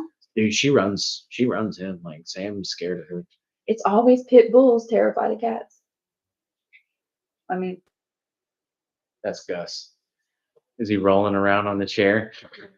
Yeah, so cute. that's Gustafer. You have great Yeah. animals. They're good dogs. They're good dogs. What a good dog. Dude, I love dogs. can I hit this in here? Yeah. Okay, I didn't. What is want it? to be- This is fucking nicotine. Nicotine. So, do you remember when? I don't know if you remember, but when we did the bin the first time, I was like super heavy into smoking cigarettes. Okay. So between Friday and Saturday, when we had 2 shows, I would smoke like 2 packs. Yeah. Because I was just sitting up there by my fucking self. And but I finally quit, and I quit while working there. See, it's another thing, like hyperfixation with that addictive brains. Like I said, I just woke up one day, I was like, I'm done. That's how I did with Coke and everything. But I stopped for 10 years. And then I walked in my daughter's room one day, and she's got one like sitting on her bed. And I was like, what the fuck is that? Hide that kind of stuff. Like, what are you doing? So I took it from her, and I hid it, and I've been smoking. I've been vaping ever since. Not proud of it. Vaping's terrible. I'm not proud of it, but that's how I do my weed too. The weed. Mm-hmm. Rachel's had bought those before. I don't care for them. I like still smoking flower. Yeah. I really like the edibles. I think the greatest thing to come from weed legalization is the edibles. I love edibles. I used to love edibles, but now my tolerance is so high. Oh yeah, I gotta stop eating them every once in a while. I mean, just For sure. for weed in general. But if I do smoke like if someone gives me a blunt, I'm gonna be high. But I don't realize when I'm high anymore because I'm high like throughout the day. So You want an indica edible? let's go. I took one. I It's took the a. first time I've done drugs on a podcast. Oh my god. These are the brand that we did, Smokies. Smokies! Yeah, these are 25 milligram each. Oh. See, so I still kind of sort of work at a dispensary. Yeah. So we have these, and we have the 100 milligrams, Mm-hmm. and I take like 1.5 of those. 100 milligram? Uh-huh. See, I can't, like, the most I've gotten to is 50. The 50 milligram ones. I think I've done like a 200. Like when I say my tolerance is ridiculous, and I had a really bad trip on. It was called they're a Cosmic brand. They're a black hole, and Was this an edible? it was an edible. It's like it's a gummy. We went to the Omniplex for Halloween one year, and that was me and my brother. Advertisement for Smokies edibles. Smokies. Anyway, so I took this fucking edible, and I had it for a while, not think because it was so potent. I think I took one at the bin one day and was so fucking high. I don't know how I functioned during that shift. But I took it, and then as we're walking in, I'm hitting my vape because that's just, the oral fixation thing too. You just. So my brother's like, "You fucking idiot! You just took a fucking edible and then you're still smoking?" I'm like, "Fuck you! I'm a fucking. I'm a grown woman. I know how to do that. I've been doing this for a long time, sir." So we get in there, and it's like a Halloween thing, so it's like bad scientists, and there's like black lights and shit. We're standing in this room in line to get our drinks, and it hit me.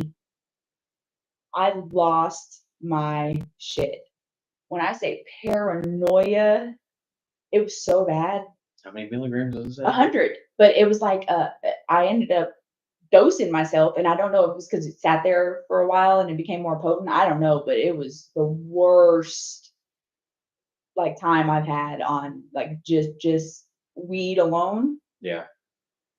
I was like, what the fuck is it? It was terrible. I thought dudes were trying to follow me and rape me in the bathroom. It was crazy. Yeah. Once you get in the higher milligrams of edibles, I'm not. Like we went hiking down in Wichita Mountains one time, and Mhm. down there, and Rachel had.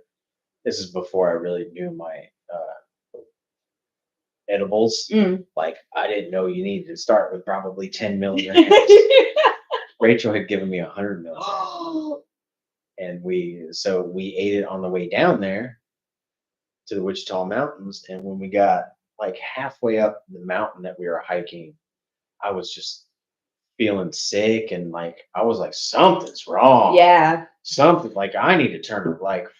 By Yeah. the time we got back to the car, I had thrown up, and like it was just too much. Yeah. And she had to drive home because I was like, I'm going to sleep. Yeah. This is bullshit. Like this, I don't like this. Have you ever done dabs? Have you ever dabbed? No.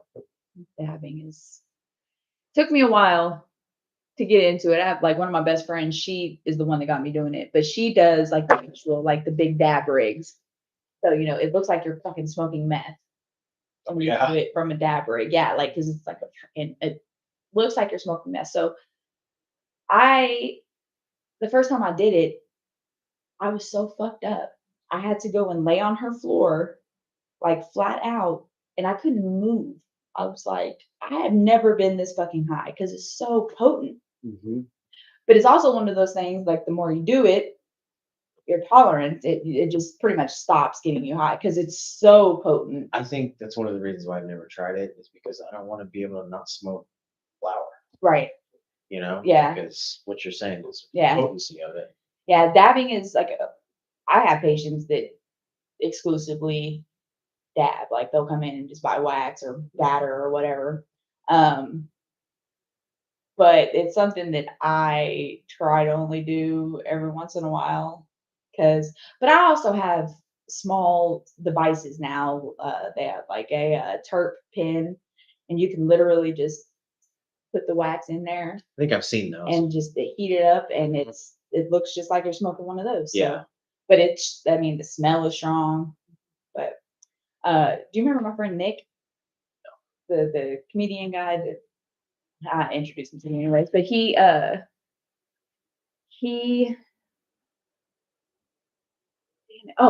we were hanging out at my friend's house, and I was like, "Hey, Nick, do this dab," and he's like, "I've never done a dab." I was like, "Well, you're about to do a dab," Mm-hmm. and he's About to change your world. I mean, he's been he's a smoker, Mhm. so he did it. And we go back to we were watching a live podcast, The Small Town Murder. And he got so fucked up because he was like hacking and stuff. He got so fucked up. He convinced his wife that they needed to leave because like his kid hurt himself or something. But come to find out, it was because he was too stoned and he couldn't couldn't handle it. Yeah. So like He didn't want to admit it. Yeah. Like, hey, the kid's hurt. When he said it, I was like, Nick, you can just go home. You ain't gotta lie. Yeah. But I've seen it knock some people down. So I mean, I'm sure it would me. Like, I don't smoke near what I used to. Yeah. Like, I might eat an edible and smoke on a bowl for hours. That's about like, I don't smoke near what I used to. See, I used to smoke blunts on blunts on blunts. No, I used to smoke a ridiculous amount of weed. Yeah. And it was really a waste, honestly. Yeah, because once you're high, you're fucking. Yeah. It is what it is, but you just keep doing it. See, that's how I am with these, because I'll get high and know I'm high, but it's the oral fixation. It's the I just want to do something, and then I end up not being high anymore. It's like you smoke yourself sober. Yeah. Like what the fuck? I've done that shit. Yeah. I've done that shit with swag weed. Like smoked so much swag weed that I'm just like, I'm not even high anymore, dude. When you have like 8 blunts in rotation and it's all Like, swag. Whatever. The thing I don't like about those is one, they hurt my throat. Uh-huh. And two, the idea that it's either water vapor or oil vapor does not sound good to me. No, yeah. Just because that in your lungs for an extended period of time will inevitably cause pneumonia. Absolutely. In my head. Well, I mean, that's one of the reasons why I don't like vapes. Like these are, it's a crazy base because this is a distillate, and I want to say it's like, what is it? The lighters, like the light. Butane? Yeah, I want to say it's butane based. That's not good either. I'm gonna die regardless, drugs. I get that. I get that. We're all dying. Yeah, I mean, really, this. But that's why I don't like it. Comparatively- Oh yeah, no, but That's see, why- I can't stand the taste of flour anymore. You give me a joint, or I'm like I'll smoke it. Don't get me wrong, but I'm like, and I don't want to smell like it because I'm a professional who has a child. I don't want to. Smell like weed. I don't, No, I get even that. though I'm high all the time, people don't even smell it. That's just not my thing. I don't want it in my car. So it's just for me, it's more about the convenience. And I don't want to fucking roll up and have to break it down. The And, smell does give you away. I almost got arrested in Mississippi. oh shit! Like recently? It was whenever her father was passing away. So it was in the past 2 years. I was like, yeah, that was Within the past fairly 2 years. recent. Yeah.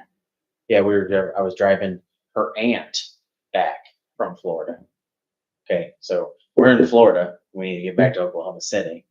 Well, we drive the route where you go through the states, kind of at a northwesterly way. Yeah. So you end up getting to Memphis, and then you take I-40 from Memphis back to Oklahoma City. Mm. But you kind of go up in a northwesterly way. You pass through Mississippi. And we had stopped for some gas, and I hit my bowl. I loaded a little bowl. It was in the middle of the fucking night, like 2 a.m., 3 a.m. We're just driving, and we go through this small town in Mississippi, and we hit a light. This is after I hit the bowl at the gas station. Windows were down still, Mm-hmm. I blew it out and whatnot. But we pull up to this light, and I see a cop there, and I pointed out to her aunt. Her aunt knows I smoke weed. Like, Right. It's not that big of a deal. Right. But I pointed out to her aunt. I was like, "Look at that cop just sitting there waiting for somebody to cruise by all fast." And I passed him, and he pulled me over, and he used the excuse of the tint on my window. But I know that he saw the Oklahoma City license plate. Oh, The okay. Oklahoma Yeah. license plate. It was Yeah. Out of state license plate going through small town Mississippi in the middle of the night. Right. Like He's just he being just a douche. yeah. He's being Yeah. a douche because Well, he ended up being okay, but yeah, he pulled me over because he thought it was suspicious, And as soon as he walked up to the car, he said something about weed. He ended up pulling us out, and I was bringing back Rachel's weed because I don't have a car. I was bringing shit. back Rachel's weed from Florida that we drove down there with, Oh yeah. So I was transporting it back across state lines, which is illegal. Super. That's transportation, Mhm. an illegal product across Mhm. state lines. Mhm. Like I understand, and in Mississippi, it's completely illegal. Oh yeah. So that's even worse, But he pulled me out, and like I was honest with him. I was like, "The weed's back here." Well, there was one container that I didn't know about. That Oh, was shit. In a hidden spot. Oh. So after I had told him where the weed was that I knew about, he started rummaging through the car. He didn't care about my AR-15 that I had. Of course. He didn't care about the handgun that I had. Of course not. it's- That's not the issue at all. Because that is technically illegal, transporting firearms across state lines. Oh. But I never drive anywhere in the U.S. without my gun. I always take my gun. Do you? At least my handgun. Yeah. I'm not traveling across the United States without a fucking gun. I'm sorry. There's too many weird people in the world. Yeah. I don't recommend it for anybody to not travel with a firearm just for safety. Yeah. But hang on. Oh, Let me finish. okay. But he pulled me out. He didn't care about the thing, but he ended up finding another a pink container of Oh weed shit. in the back, and it was like that long. And he pulls it out, and all I see is stick it up above the car, and I'm just like, shit, I'm going to jail. And I turned to her aunt. I was like, "Hey, if I go to jail, call my brother. I don't know how you're gonna get to where you need to get, but we'll figure it out." Because I'm standing there handcuffed. Oh shit. Yeah, I'm handcuffed, which is understandable because you don't know if I'm a threat. You don't know if we're trafficking weed. Right. Like, I mean, how many times have people trafficked something? Oh, for sure. An elderly lady and Yeah. traveling. He doesn't know. while he was going through our bags, he was going through her bag, and she kind of lunged forward to help him with it. And I reached out and I was like, no.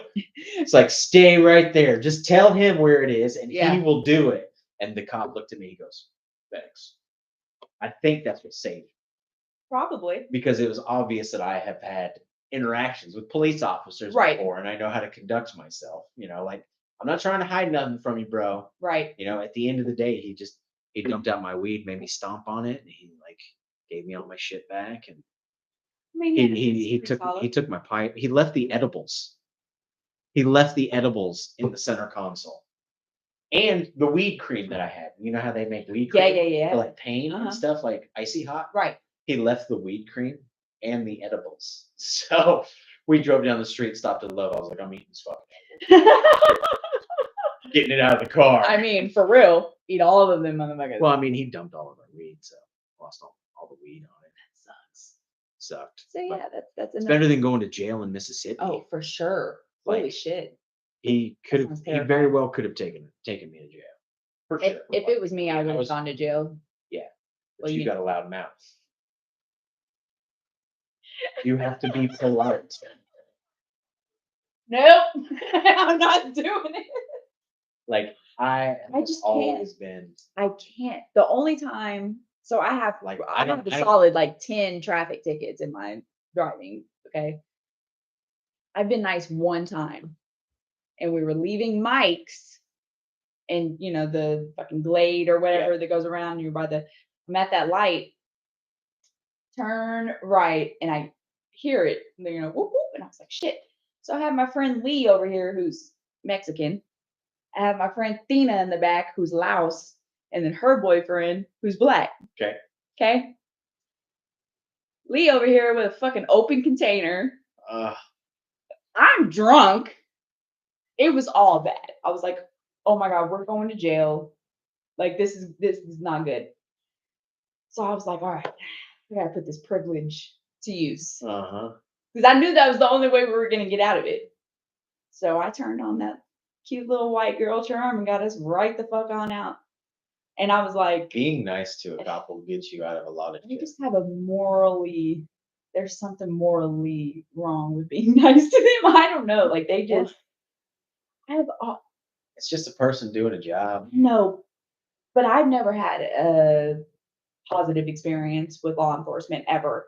I've had terrible experiences with them, but even then I was still nice to the cop, which made him even madder. Yeah, I wish I had that in me.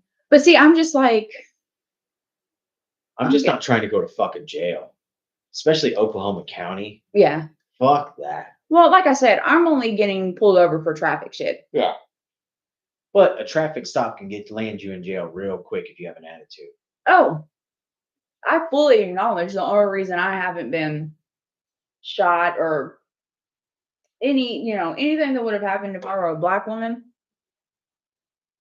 I'm fully aware, like, my whiteness got me out of that. And it used to get us out of shit all the time. Like, when I would ride with my boys, most of them, were either drug dealers or, in gangs. And I ran with some, very tough people. They would always have me drive. Yeah, because you're a cute little white girl. I mean, and they know that I would vouch for They're them. stereotypes. Yeah. Yeah. No. So, like, they know that I would be like, nah, like, I want to be here. I'm okay to be here. Like, this is what I want, because they fucking immediately, dating interracially, you got to deal with that shit too. So it's just instilled in me. Like, You have a mixed child, right? And your daughter, white and black? She's white, black, and native. White, black, native. Mm-hmm. Yeah. Nobody ever sees the native. No. Do they? Mm-hmm. No, she just looks like. How do you deal with that as a white mother? It's like, do you run into like? Yes. Does she run into stereotypes? Yes. Both white and black stereotypes, or like mostly just black? It's mostly black. Yeah. Especially when she plays softball, because she would only. I think she maybe played on 5 teams, and on those 5 teams, she's maybe played with 5 black girls. the entire time, and she played for 6 years. Softball is pretty much white girls. Yes. So she got some shit, I'm sure, red umps would start shit, just there was one time where I almost got, kicked out because I was like, that's some right, like that was blatant, me as a mother watching because I say my black child because that's what America's going to look at her as. People see Kaden, they're going to go, she's black because, she got the big hair and all of that. So I've raised her to know, hey, the world's going to see you as a black girl. You're going to have to be super strong. And that's just what it is. So I was fortunate though, I grew up in that culture. Yeah. So I have a lot of black friends. She was raised by my best friend, April. Yeah. And in April, Kaden was with them the whole time I worked at Loony Bin. Yeah. So most of my friends are of different, I don't have very many white friends, like they're all like Asian or black or Mexican. So she was raised in a, culturally diverse environment. So that definitely helped her not having any identity issues, I think, growing up, because, my nephews are also, they're Filipino and white. Mm-hmm. So they all kind of grew up together and learned that, I think. And even if they do experience that kind of stuff, it just rolls off the back. Yeah. Yeah. Because they've all been raised to, you're going to just have to deal with the shit because it's not going away any fucking time soon. Yeah, they're shitty people. Like people suck. Yeah. And that's one thing with her that I've always Not been. all people suck though. No, not all people. Not all. All cops suck. No, not all cops suck. Cop talked me off a bridge one day, and that's why I'm still sitting here. Like, that's nice. Like cops do good stuff. Like cops aren't all bad. It's well, my stepdad was killed in a high-speed chase. No. So when I was 13, he was a interesting man. There's so much to that story, but he was also a meth head. So my mom ended up like, kicking him out or whatever. Well, he was staying with these people that were also meth heads. So he calls me one night, or he calls the house. My mom was asleep. I answered. He and I did not get along anyways, but he was still my stepdad. I answer and he asked if my mom was awake because he needed some cough medicine. Now I know why he needed some fucking cough medicine, but then I was like, she's asleep. You don't need to come over. I need some Sudafed. Yeah, like I was like, what the fuck? No, because I was a bitch to him. I was like, no, she's asleep and you're not getting any fucking cough medicine. Why are you calling me about cough? Like, okay. So I guess he ended up meeting someone. He was in some apartments over here in Bethany somewhere. Mm-hmm. He was getting Sudafed or cough syrup or whatever from, like, he was buying it. Yeah. And cops pull up. He just took the fuck off. Like, he was done. He had been in prison before. He always told my mom, I'm never going back to prison. I will fucking die before I go back to prison. So the cops pull up. He probably had warrants out. He definitely didn't have a license. I'm sure he was. Oh yeah, like he would have been pretty fucked. So he took off. Bethany's following him. He gets into War Acres. War Acres starts on him, but Bethany stays on him. Well, then he gets to Oklahoma City, and he's just going down 39th. Uh-huh. Oklahoma City. He gets to the Hefner. So then he gets on the Parkway, and he's getting off the 10th Street exit going west. Okay. And he was a fucking redneck hillbilly from Washington, Oklahoma. Okay. So he wasn't wearing a fucking seatbelt. He was going way too fast. And that's exit, sharp turn. That exit is sharp. Yeah. It's not at first. And then it hits you. Yeah. And he had Bethany, War Acres, and Oklahoma City police on him. And he fucking hit the curb and ejected, died on impact. Jesus. Is it their fault? No. Do I blame them? Yes. Because, and it fucked me up for a really long time. So I was the last person to talk to him. Yeah. So it really, really fucked with me for a long time. And now I still just kind of carry this disdain. And we've had my house got robbed 3 times when I was a kid, teenager. After he died, they figured out people weren't living there, that my stepdad was gone. Yeah. So they would just break in and the cops would come and I'm like, you ain't doing shit for us. Only just personally and it's probably a lot of, the area I grew up in too. It's not the greatest, I like the northwest side of town. I love the northwest side of town. I like Bethany in particular. Well, I'm trying to get to the point where I can move out when Caden goes to college. So for my first time ever being alone, so excited. But I'm like, I think I'm gonna go back to 23rd. Penn East Some to of Broadway. that actually is building up, being real nice. It's yeah. So my cousin has a house on 19th and Glasson. That house is beautiful. Spent a pretty penny on it. Obviously, a lot of gentrification going on over there. He's woken up to homeless people sleeping on his porch, And then my other cousin, he bought a gorgeous house, literally around the corner from where I grew up. The house that I grew up in, I just checked Zillow not too long ago because I've always said if that house goes up for sale, I'm buying it and I'm renovating it to how I've always wanted it. So I check on it. Last time, the Zestimate was 110, maybe. When we left the house, my mom let it go back to the bank at a price at 35. Now it's up to 110. My cousin bought that house down the street for $250,000. Damn.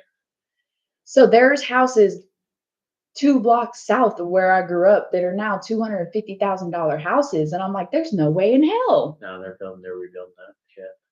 There's no way in hell. The Plaza District of Paseo. Oh, it makes me so mad. It makes me so mad. I have Boozer five. Yeah, I'm like, yes, we all want nice things, but come on, people got to be able to afford to live. So in Plaza District, where Empire Pizza is. Oh yeah. Now. Yeah. Where the new location where it moved. Yeah, that's It's right at the end. Yeah, right? The Granny's Bazaar or whatever the vintage shop is, Caddy Corner. I think so. In Snow Cone Place. Okay. Yeah. Yeah. It's right across the street. Yeah. Okay. Well, there's a house that is 2 houses west of Empire Mm-hmm. that is old as fuck, needs to be completely renovated. Mm-hmm. And you couldn't just buy it and move into it. It's not livable. You would have to renovate it. Me and my buddy looked at it one day and we pulled it up. They want $750,000 for that house. And it's not even redone. I'm sorry, what? $750,000. It's fucking insane. But that's what they're doing to that area. They're all building it up. That's what happens with property values. People buy houses on this end and then they make them nice and blah blah blah, and it raises the property value. Yeah, and then pushes all the poor people out. And so now, the I couldn't afford to live in the Plaza. Hell no. I couldn't afford to live in my neighborhood if I was renting. Rental houses in my neighborhood go for $14 a month. Mm-hmm. And how? So, when that neighborhood was coming up, it's 20 years, not even 20 years old. We were one of the first houses in that neighborhood. Yeah. And, it was nice people that took care of their yards and people that gave a shit about appearance. It was just nice to not have people parking their fucking car in their front yard. You know what I'm saying? I would get pissed off when I would hear somebody bumping their fucking music. So I'm like, I am not in the hood anymore. I don't want to hear that shit. Well, now with as expensive as everything is, of course, people are moving into houses and there's multiple people. Whole families. Yeah, you'll have 2, 3 generations. Yeah. So this neighborhood has turned into renter's paradise. But it's just, my mom's gonna be like, oh my God. I say like the trailer trash is moving to the suburbs because it's cheaper to do that with more people. You can fit more people, and so it's like, Get a 5-bedroom house, you can fit exactly. quite a few people. Yeah. Exactly. So I have neighbors who fucking park their fucking trucks in their yard, and right now there's a big blue like container sitting on their front yard, like one of the oil things. Yeah. Like, what the- People across the street park their cars in their yard. I hate it. I'm always out here mowing my lawn, like making lines on the curb and shit, like making my lawn, watering it. I have some dude come and treat it like once every other month, and these motherfuckers parking in there. That's what I'm saying. Like, we take care of our yard. We have someone come and manicure it and make it pretty, and then I gotta walk outside and see your fucking Hemi parked in, like. And then over here, same thing, but over here he's a mechanic. Yeah, yeah. So We got one of those guys, there's too. 3 piece of shit cars all the time. That's actually right next door to the people who park their cars in their yard. That's on either side of me. So yeah, you get it. Fuck it. This street is heavy Latino. There's a couple black families, white, but very heavy Latino on the street. This is probably a far more affordable area. Well, this side of Bethany is because this is the Putnam City School side. Oh, okay. Like this side of Rockwell, you go to Mhm. Putnam City Schools, you don't go to Bethany. So it's cheaper Oh, okay. here on this side of Rockwell. Gotcha. Literally, you go on that side of Rockwell and it's Bethany district. Oh my God. So the rent is ridiculous. I hate it. I hate it. Like this house, we get a deal on this house because we know the landlord. Oh. So we have a good landlord. But this house that we're in right now, if it was on that side of Rockwell, you could easily rent this little 2-bedroom, 1-bath house for $1,500 easily on the Bethany side. The world is not meant for single people because there's no way in hell. That's actually one of the reasons why Middle Eastern families they all live together. Is because I guess why they drive nice cars and stuff, because they're only paying $200 a month in rent because Right. they live with their entire family. Yeah. Like it's actually smarter to do. It's easier to save money that way. I would say I agree with that, but Like I have a problem with spending. I was gonna say, yeah, how much money have you saved over the past 18 years of living with your mom? 36 cents. Sounds about right. I mean, when people, I've always gotten shit because of my finances, right? And I've always worked 2 jobs, always. And people are like, how the fuck are you so broke? Bitch, I'm single. I like to buy stuff. And it's not even crazy stuff. Like, I get my nails done and I buy my weed and I do stuff that I go and buy Febreze plugins. That's what makes my grocery bill too high. Yeah. There's no reason why I should have to go, I can't afford these Glade plugins for $12. But you also don't need. I need them. I need my house to smell good. But you don't. But I do. I will. My brain See, will that's be that like, fixation thing. oh yeah, no. I just spent last weekend pulling everything out of my office and deep cleaning the floor. Yeah. For 2 days because I Damn. smelled something and couldn't find it, so I just kept cleaning. Manic might wanna episode. I would say you might want to seek some professional help about that. Oh no, that I'm bipolar for sure. Do you see therapists? Oh yeah. Yeah. I have to go to a psychotherapist every 2 weeks. Yeah, I'm gonna start seeing one. So Mine is amazing. I'm not a psychotherapist, but just a therapist. Mm-hmm. Are you gonna do like in person, or are you gonna do like BetterHelp or something? No, in person. I don't like that fucking phone call shit. Yeah. I do not like that. No. It's so unpersonable. Yeah. It's ridiculous. I do I not agree. like it, and especially for therapy, I do not think it is a good idea. Like I know they tout it on TV, like, oh, it's so easy, and they're right there at your fingertips, blah blah blah. But it's so unpersonal. Yeah. That you're not wrong. I did it. I did BetterHelp for a while, and one you get a feeling about somebody when you're in a room with them. mm-hmm. you get a vibe from them. Like they Mhm. have an electrical impulses that are shooting off their bodies. You have the same thing. Like, you know, if you click with somebody, you Oh, have yeah. chemistry. Like, and one of that reason is face to face, Right. That's why I like doing these conversations face to face. Like, I wouldn't do it. It's a whole completely different. Yeah. I'm a completely different person face to face than I am over. I can't hold a phone conversation to save my fucking life, but I text for days. But holding a phone conversation, It's easier to lie too on phone because you're only getting this. exactly. Yeah. You don't see if people are twiddling their fingers. You don't see if their Yeah. knees going up and down. Like, Right. mannerisms, you Yeah. read off people's mannerisms. And that's definitely a huge part of therapy because I've been to several therapists and psychiatrists over the years. The one that I have now, I've I got so blessed, and I don't even think about being blessed like, but she's amazing, and I come in and it's just like this. Mhm. That's all it is. It's just us shooting the shit, and As it should be. exactly.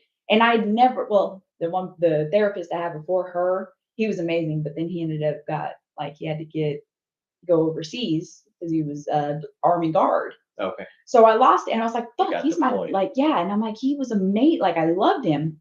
And then I found her, and she actually was his replacement. Yeah. So I got very lucky, but she's definitely been a huge, huge help. She's like, I don't know if I'm helping you because I'm a fucking wreck.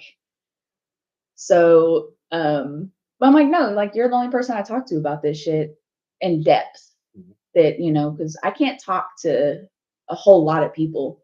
I'm not really myself with very many people. I'm masking. But with her, it's really cool to be able to just be you and say everything you want to say, knowing that there's going to be no judgment and getting it off your chest, and then kind of getting that unbiased, like, this is maybe how you should do it, but they also know how your brain works. They also know your triggers, and just from those conversations, and then having her repeat that back to me, I'll be like, oh shit, Mhm. it's great. It's always great to have that outside perspective. Oh, for sure. Yeah.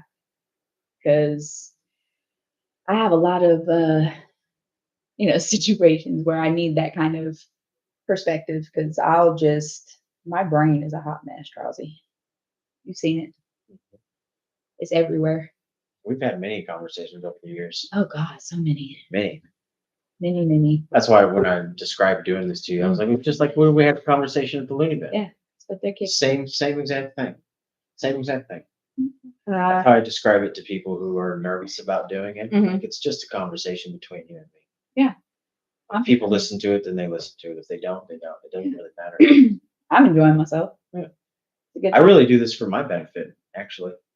I mean, it is really cool to hear so many different people's stories. That's what and that's what I like is different perspectives. right.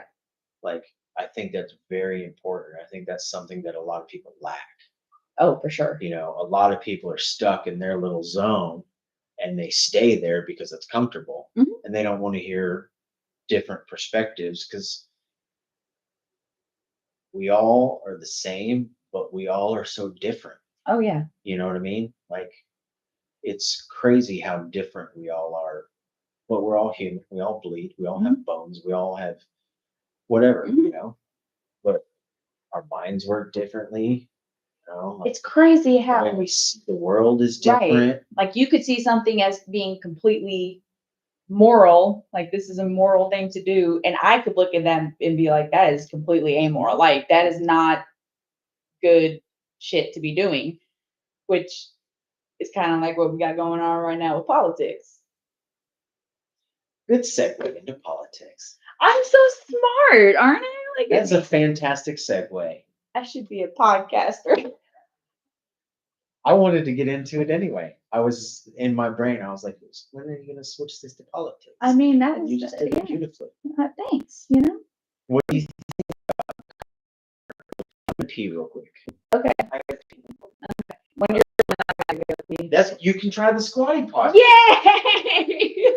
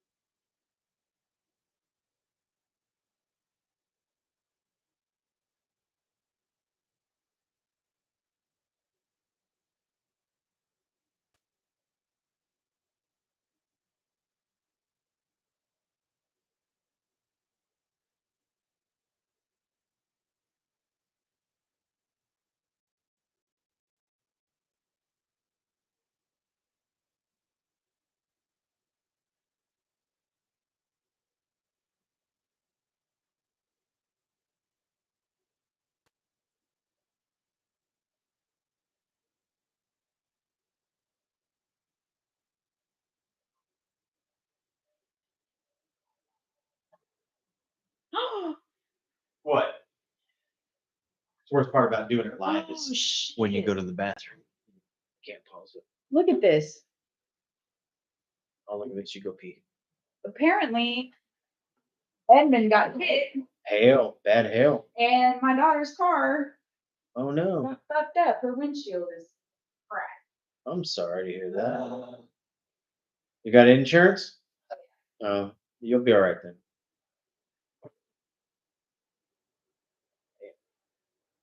That is messed up. While we're waiting for her to come back, you should totally get a squatty potty. I don't know if you have one. If you do, you're on my level. If you don't, you should get one because they're awesome. Best poop I've ever had. Best. I bet you she goes and buys one after this.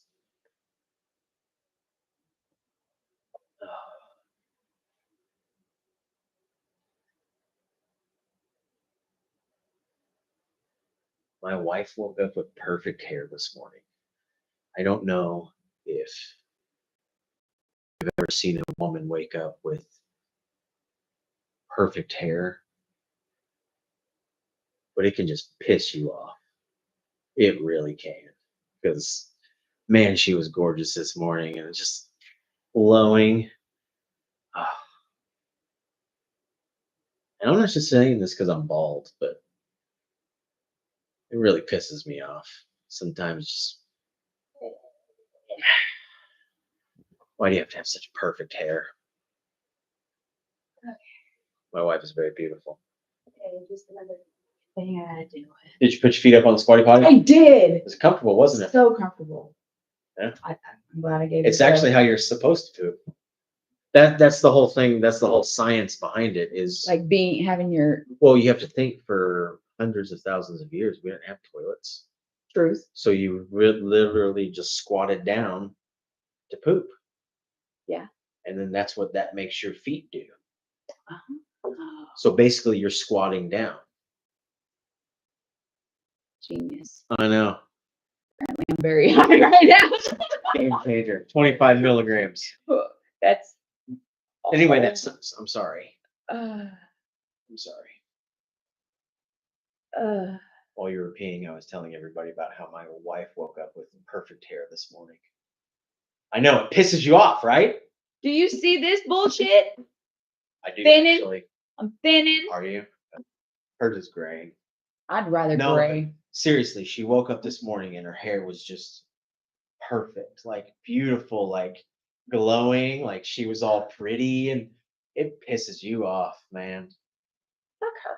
And she wakes up like that regularly. Fuck her. Regularly. I wake up looking like a fucking gargoyle She every will day. wake up and she looks all cute and bouncing around, doing her little coffee, and the hair's like the sun will shine in, it'll shine through, and it smelled good. You know how I like the smell of hair. You are a big I'm a hair creepy, sniffing motherfucker. yeah, like Joe Biden in this bitch sniffing. She smelled good too. That's just rude. I have night sweats, so it's disgusting. Ridiculous. I I hate her sometimes. She's just so pretty. She is. She's beautiful. She's just so pretty. She's absolutely. Anyway, let's get on politics. Let's talk about politics for a minute. What do you think about this current political climate that we're in? Like, I've intentionally tried not to watch. Oh yeah. Especially with the presidential stuff, just because it's so annoying to me. Yeah. Because it's just bickering back and forth. It's like two bullies on the same playground being like, no, I'm the bigger bully. My way is better. You know, it's super annoying. Yeah. Well, what do you, how do you, I know you don't like Donald Trump. Oh, I know you don't like Donald Trump. No. When the 2016 was going on, I was enraged. Like when that election was like, I lost friends. I cut people off. I was just always pissed and going off on people about Donald Trump. I fucking hate him. And then, you go through his presidency and you're like, okay, this is terrible, but it's going to get better. And then you get good old Joe in there. And I love Joe Biden as a grandpa, as a peepaw, I think That's it is what it seems like. It's like, sit down, Grandpa. yeah, like tell me a Like, story of when yeah. you were a child in the 1930s. You know what I mean? It's time to sit back in the rocking chair. Exactly. Like I know he did some great things, but I'm kind of like you. Like I am just so driven by morals Okay. that getting so involved in politics is really hard for me because I don't understand how people can be that shitty, or I don't understand how people could be that stupid, that ignorant. Like Can you give me an example of what you're talking about? I'm anyone that still supports Donald Trump. Like why are you supporting a man who's a felon, but a felon can't vote, but he can be president? Why are you supporting that? Why are you supporting someone who has failed at so many businesses, but he has you so swindled? He was a cutthroat businessman. Yes, he's Yeah. declared bankruptcy, but that's part of big business when you're that huge. Well, I mean, you think about, so he had the college. Yeah, I don't know. He had a college that He's bankrupted. It was he's a man who just tries to make money. Listen, he's a fucking felon and it's proven. He's a piece of shit. Like, let's just, people will even be like, yeah, I know he's an asshole, but I'm not voting for her. Really? Like you said, it's not a playground fight. This is a fucking serious thing. It needs to be taken seriously. Like it to me, it's far past the political issue. It's a human issue. It's a, how well can we live our lives if we have to keep dealing with this political bullshit and everything being politicized and used to, garner this or to make a distraction from whatever this is? Can we go back, or not even go back because it's never been about the people, but can we get to a point to where like we actually have a say? And that is one of the things, it's always pissed me off about voting too. People will be like, well, So wait, hang on real quick before you go on. Do you lean one side or the other? Like, I lean. or are you more like? Because I feel like most people are in the middle. They lean morally one way or the other, depending on the topic at the time. Right. Whatever the topic may be. But most people are in the middle and just want to raise a family and take care of the ones that they love and Mhm. make money and live the American dream. Like, where do you kind of fall in the spectrum of Democrats, Republicans, Independent? I think the political party system is bullshit. I agree. So if I say, I mean, based off of what we know as our political party, so you left wing, right wing, whatever, progressive, GOP. I'm definitely going to be more over here. I'm more for let people be themselves. Okay. Let people have the opportunity to make mistakes, but it not, completely destroy their lives for a petty mistake. Like people who are, in prison forever because of weed. That's something we need to be changing. There's Yes. so many things, reforms. There's so much reform. Now we got to fucking get Roe versus Wade. Like that's a whole shit show. You got women fucking dying because they can't get abortions. It's more to it than just politics. And in my mind, progressive Democrat has always been portrayed as the more humanitarian, like the more, it's how I was told. Republicans are the rich people, Democrats are the poor people. Yeah, that's how it was kind of described to me in the 90s. Yeah, like when I that's was how young. I grew up, because Things changed though. yeah, well, shit, it was completely opposite parties at one point. Democrats were Republicans and Republicans were Democrats. So it's going to change, obviously. But now I'm like, okay, can we just abolish this bullshit? Like, I think they all need to be fired. I agree. I think the there's some political really, system's become so corrupt yeah, that it's about profit over people, yeah. and we need to get back to people over profit. I think there are some really, really good politicians out there. Like think about Carrie Hicks. You know, I mean, you got people like that. Oh yeah, yeah. You know, Spencer's. yeah, Yeah. Spencer's wife. You know, people that actually do give a fuck. And I think on the local level like that, it Mhm. actually does play out. Like Yeah, yeah, for sure. I think there That's are really real some change that are in like in the anything. Senate, you know, in the Congress. I think there are some that are well-meaning and they have great intentions, but it's just like Bernie. Oh, Bernie Sanders. fucking love Bernie. I wish he was my grandfather. Oh my God. Like between him and Elizabeth Warden, you know, like that's just, if we could get that type of progress, people are like, you know, you fucking lived hard, whatever. But like, it just takes what we already know as our like Medicaid, Medicare, your SSI, any of your benefits, you know, when you retire, all of that is government funded by who? By us taxpayers. So what does that make that? Doesn't that make that a socialist construct? Which is what, like, it's about helping everybody. Everyone gets the same piece of the pie. That's I think that's how it needs to be. So is that how you would get like how you would want the entire government though? No. No. Okay. There definitely needs No. to be. There are socialist Is- things that are work out like Yeah. police, fire. Yes. Like, and I paramedics, don't, you know, necessarily. we all pay into that and we expect. Right. But I have a lot of really close friends who have been very active in activism and politics in general. Mhm. So I've always kind of seen a different side of it, I guess, because the ones that I'm with, they're very, this is the way, you know, I mean, it's not super liberal, maybe even more independent. So, you know, you have the independent party that's like, we need to squash it all. Everybody needs to vote for Jill Stein. While I think that's a great idea, no one's going to fucking vote for Jill Stein. What do you think of Robert F. Kennedy? No, fuck that guy. Why? Do you not think that he's done good in his career as a environmental lawyer and I has mean, good ideas on political reform and here again, for me, it goes back to morality, right? So I don't want a president that I look at as morally corrupt. why do you see him as corrupt? Like what? Just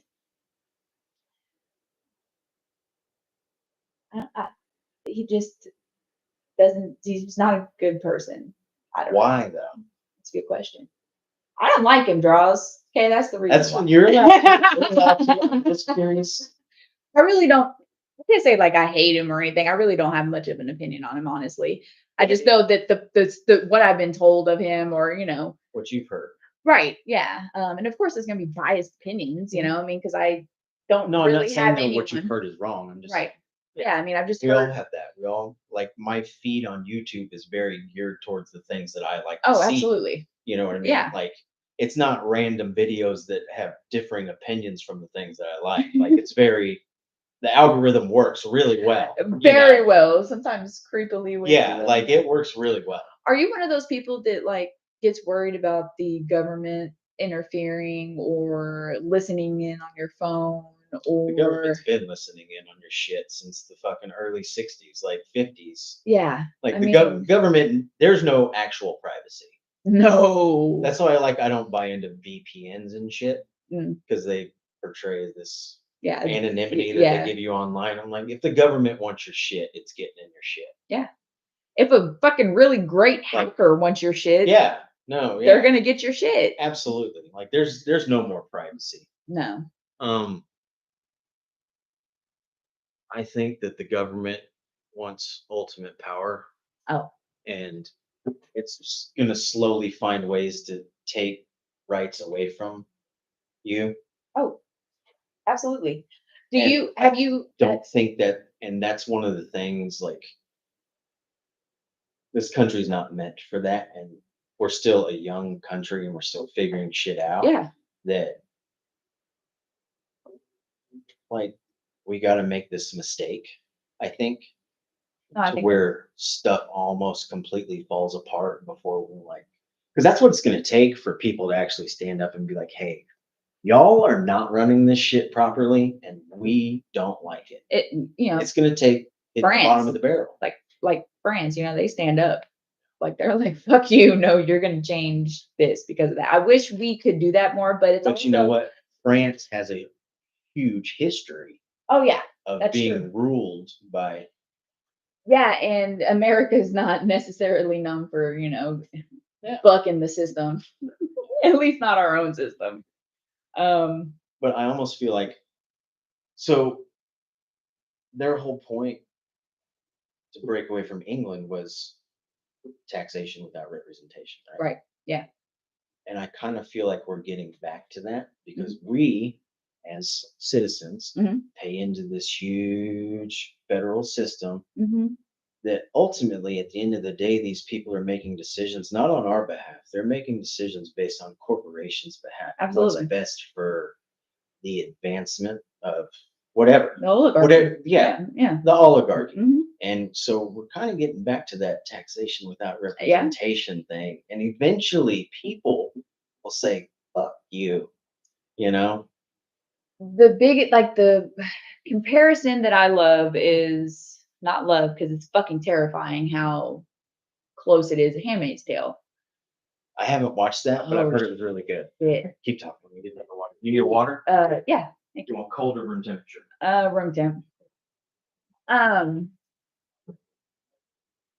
Watching that first season for sure, that shit will fuck you up because especially when because it kind of came out I think when Trump first became president Okay. around that same time, and you just see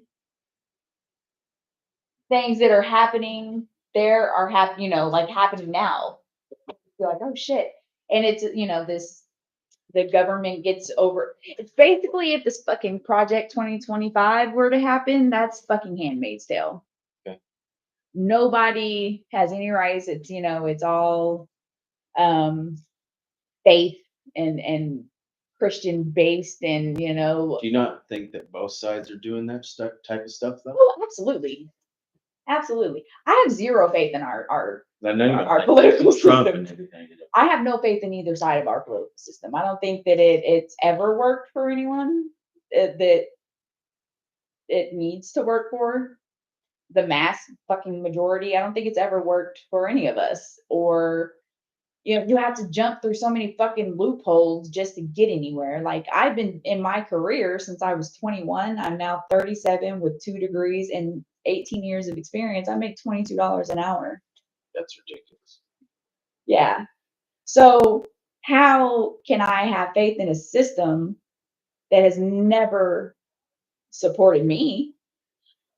When I had Caden, I could not get child support unless I filed, not child support, I'm sorry, daycare assistance, unless I filed for child support.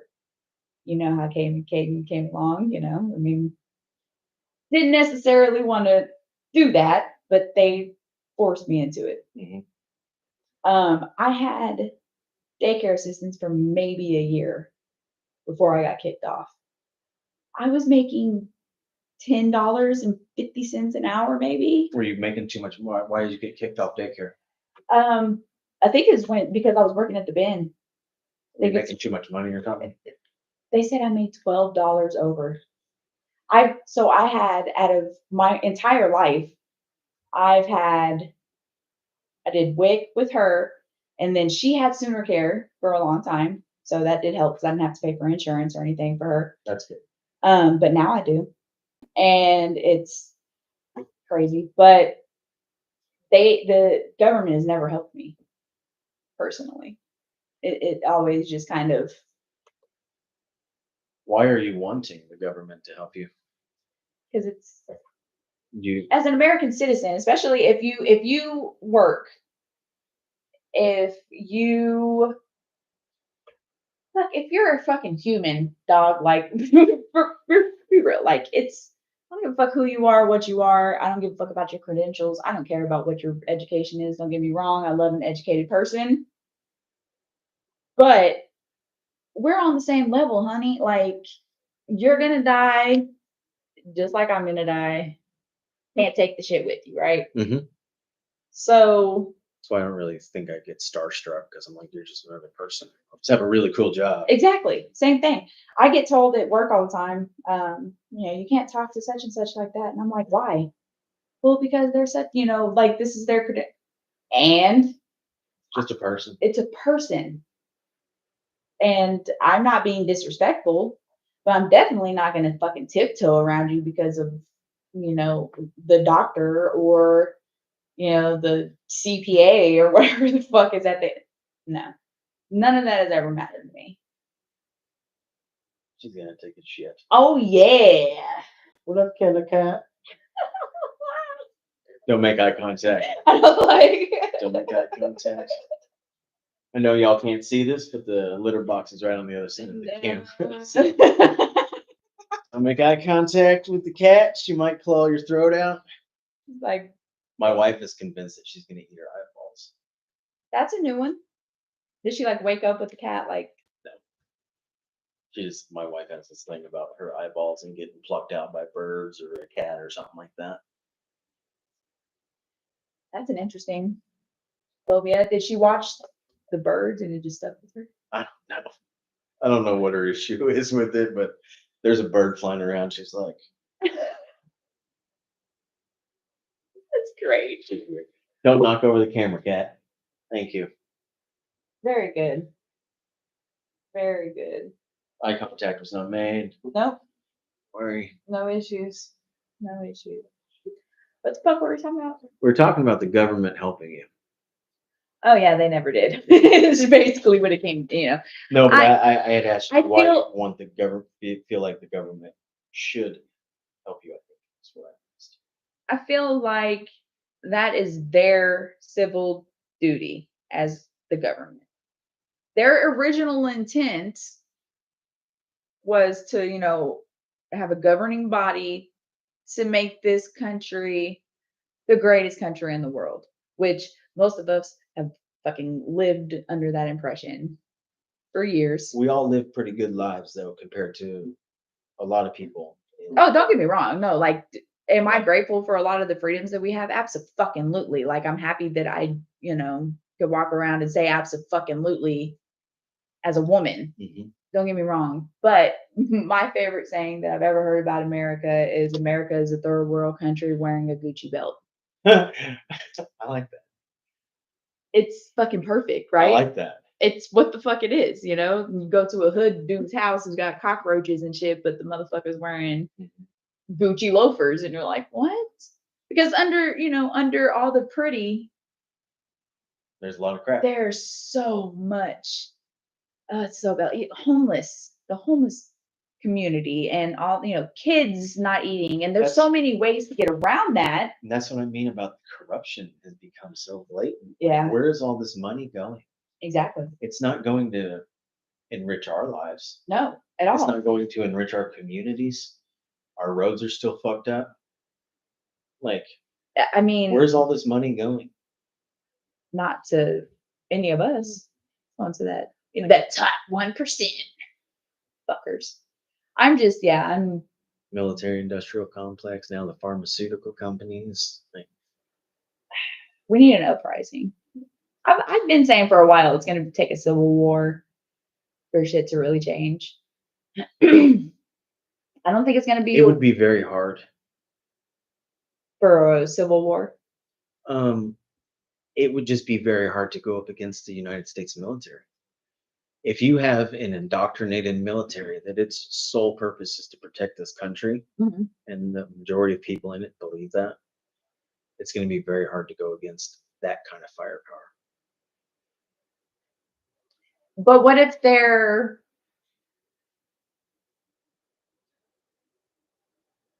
in the mindset of the people of the country that they're supposed to protect are their main focus? Because they're not I think a good governed by I think a good example of that is the videos that maybe you saw during COVID of making people stay in their houses, the Mm. cops that were walking through the streets. Mhm. Like, I mean, would you normally do that if you were just a regular person who cared about the people or over the system? You know, No. I mean, Yeah. it was some of the videos that were out there were pretty fucking harsh. Like It's what they did to people that would yeah, be just on their porch. blatant use of But I mean, we're gross very material. heavy militarized. Like, Oh no, like we have the greatest military force in the world. pretty big one.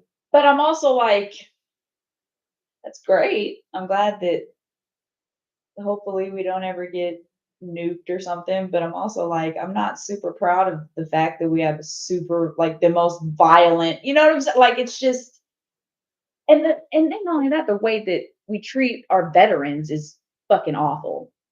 Yeah. It's fucking awful. Why are and I understand why a lot of people go into the, military. I get it. But there's no way in hell I would ever fight for this country. I just don't see it. It seems like I'm sure there are parts of the military that actually do good around the world. Oh, I'm sure, Fight yeah. terrorism and things like that. But it seems like a majority of the military is just corporate America's muscle. You know what I mean? Yeah. Like we're fighting wars over territories, oils, and Mhm. minerals, and When did war stop being about people? I don't think war was ever about people. It was I always think about war just was always about egos and territories and expanding your empire. And I don't I don't think it's ever been about the people are the ones Right. who die and pay the price. Don't get me absolutely wrong, every but fucking time. I don't think it's ever fought really in the name of the people. Like there's something about this particular area where they're fighting that is important to somebody. It's just I don't know if it's just the way my brain is set up, but I've never seen the reason for fucking any of it. Like any violence, any of that. I've never been in a fucking fist fight in my entire life. Greed. Like, how are people just? I don't understand how people have that lack of morality. I'm fucked up. I have a lot of trauma. It's a I lot have a of lot of ideologically reasons. driven stuff, though, like ideologies throughout Yeah, the centuries. You know, that's true. I mean, a lot of war is waged over religion. Oh my god, that's You know, the main reason for fucking everything. Don't even get me started on that. You can get me going on that for let's stick with politics. yeah. What do you like about Kamala Harris? What do I wanted to ask you this specifically because a lot of your posts that are political are very Democratic leaning. So Yeah. I'm curious. From a I want to bring up a specific point that you brought up earlier after you tell me that. okay. Aside from the obvious, I'm a woman, she's a woman, she's, breaking boundaries, breaking down walls. I mean, she's it's huge. This is a historically huge moment. She's doing great. Fucking shutting his ass down for one. It's fun to watch her. She did do like a me and Rachel pointed out she did her first speech that she did. I don't remember what state she was in, but she did very well. I remember watching it at the end of it. I was like, wow. I was Yeah. like the way she came across. Yeah. She was very good at speaking at the If she becomes and at the debate. She did do very well. she's amazing. I mean, she's just so articulate. Now, does she have fucked up things in her past? Yeah, but what fucking politician doesn't? You can pull up any of these politicians, you're gonna find fucking dirt or something stupid. Hell, if you dig into my past, I would get canceled. And I'm not a politician. So the scrutiny, one, that they have to go under, and celebrities are the same. Like, that's just out of control. But my thing with her is she's like having to deal with all of her, LA DA or district attorney stuff, and I had to actually look into it myself. And that's one, obviously that's what you do. You want to look into the issues. And I've always heard that she was just terrible, her conviction rates, and especially in the Black and brown communities. And then you look and you're kind of like, it's not disproportionate. I don't, I haven't looked enough into her that deep. I just know I'm not voting for Trump. So that's what that comes down to, really. I do like her though. She's very articulate. She's smart. I think she's, Do you think that she's good for the country? I think she'll have like a Truman presidency, kind of like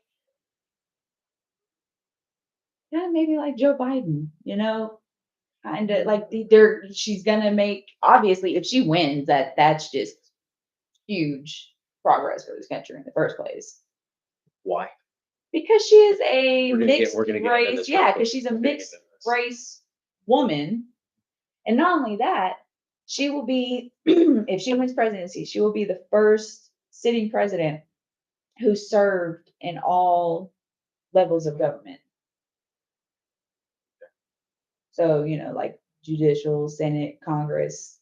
Yeah. So, of any president, she's so much more qualified for the position than most people in government. Like she just is. She's smart. I'm like, you know what? We've had worse that we voted in.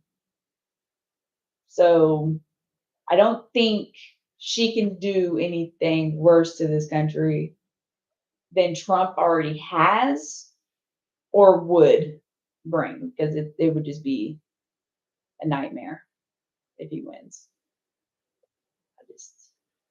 I just like her and I want her to beat his ass. I loved her talking shit to him. Do you not? So a lot of countries around the world do not respect women. Yeah. The way we do. Do you think that that's going to be an issue? Her being a female president, and as far as negotiations may go, as far as maybe foreign policy or anything like that? I feel like, because there are a lot of people that will not respect her just simply because of the fact that she's a woman. oh yeah, our allies though are so progressive. We have so many allies that are, there's already female sitting presidents. So I don't think she would definitely, have to face that, but she's definitely going to have to deal with the angry Black woman trope bullshit. What do you mean? I mean, if a Black woman is strong and stands her ground on her opinions, and she's how Kamala is, eventually someone's not going to like how she does that and how she's getting things done and shaking shit up. It's going to turn into her just being an aggressive Black woman. Just like, they say the women, we can't handle our fucking emotions. Well, every fucking war has been started by a crybaby ass man over a plot of land, fucking railroad bullshit, and they're out here fighting and killing each other back in the, like, women don't do that. The fuck? That's mad that. Yeah, but the job isn't really man or woman. No, exactly. It's the job. And she's the most qualified to do the job. Again, do I necessarily like her and agree with everything? No. But she's doing better than me. And I don't feel bad about voting for her. Like, it's not one of those things, like with Hillary, like a lot of us were like, sounds great. Sounds super fucking cool, right? But do we want to do this? And you kind of just. She's a politician. I mean, she's something. We won't get into Hillary Clinton. But that's a whole 3 God. hours. That's a whole 3 hours. Another shebang. But voting for her, I wasn't like proud. Again, it was a monumental moment. First, or second. woman, I think. I think there was already one back in the day. Anyways, but I wasn't like, And she won the popular vote. again, She won the popular. our fucking system is just so fucked. You can't go by that. And It you comes know, down to the electoral college. exactly, and people get way too complacent too. Electoral college. Yeah. I mean, that's a whole bunch of bullshit. So, I don't know.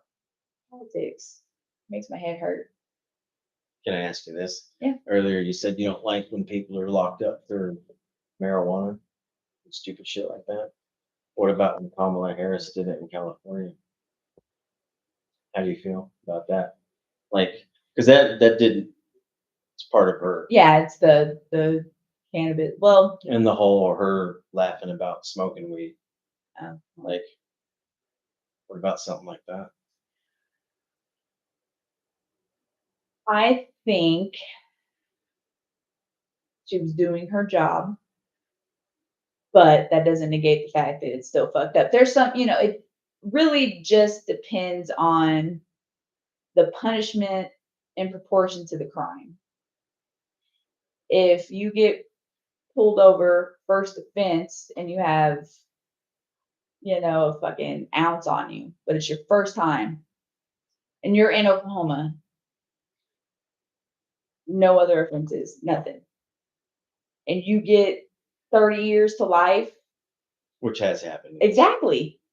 I've seen it's happened for, people that No, have it's a couple ridiculous. of, I a couple of agree with grams. you that it's ridiculous. So, do I necessarily disagree with people being put in the system for, selling narcotics? No, I don't disagree with that. What I disagree with is that disproportionate, like, why? How is it that, we have rapists and murderers who can literally get out in 10 years off of, a clerical fucking error, but now you have marijuana being legalized in all these states and you're still making these people pay for something they shouldn't have had to pay that, steeply for in the first fucking place. Because the war on drugs has been it's bullshit and has been from the fucking beginning. I've always been like, let's make prostitution and drugs legal. Let everybody fucking figure it out for themselves. Like regulated.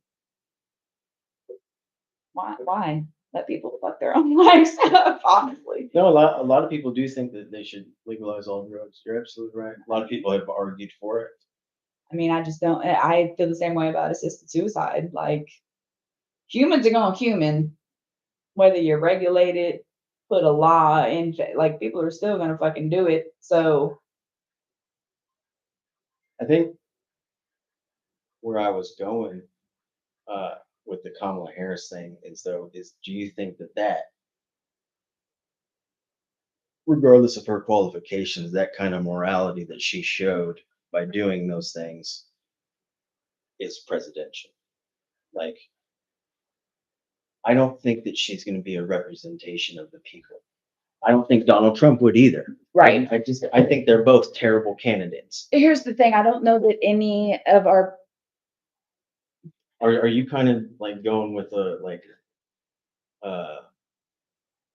one evil's better than the other kind of thing? I mean, I feel like that's politics. I feel like that's what it's become. That's, absolutely. Like, I okay, remember what's hearing the that greater as a child evil? from my parents. Yeah, there's not a president, within the past, maybe 100 years, I don't know, that hasn't been corrupt or done super fucked up things. We know presidents have to do some super fucked up shit, like shit that we don't even know about. They're all morally bankrupt, in my opinion. Like, it's already, that's how you start.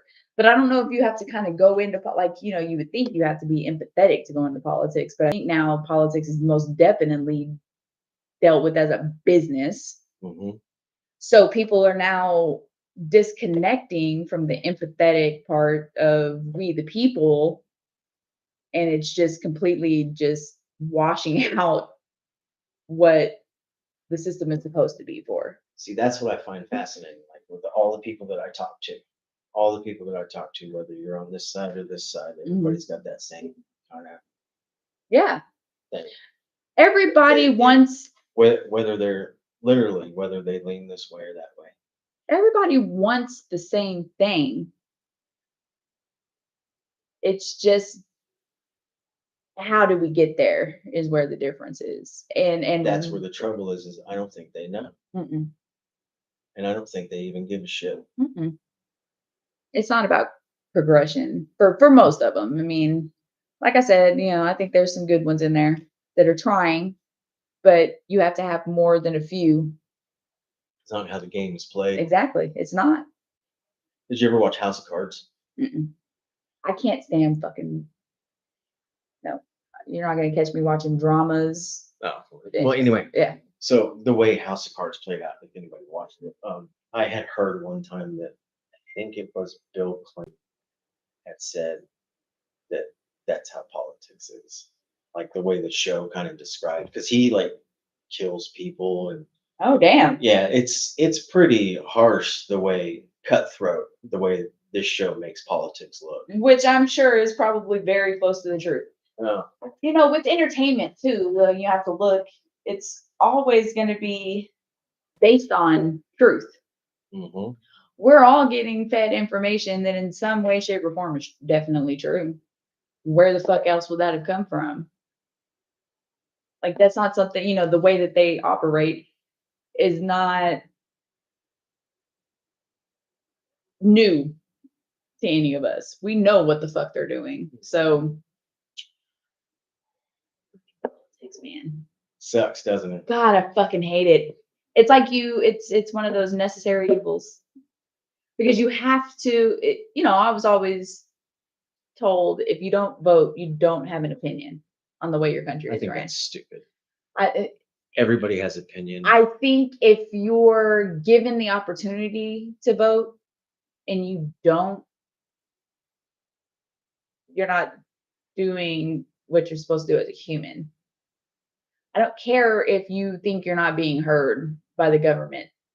Fucking no one's heard by the government unless we go into it in mass. Like all these people that are like, I'm just not going to vote. If all those people vote, either way, it's going to make a huge difference. All those people that are sitting there going, my vote doesn't matter. Like 3 billion people, you know what I'm saying? So like if everybody would get a little more informed, give a little bit more of a fuck about their fellow people, be kind to people. It's not that fucking hard. Even if you disagree with them, because we disagree on quite a few things, A but lot we of can sit things. here and still have a conversation. I mean, humans are fucking humans, man. Like Yeah. when it comes down to it, the general basis is like I said, we all want the same thing.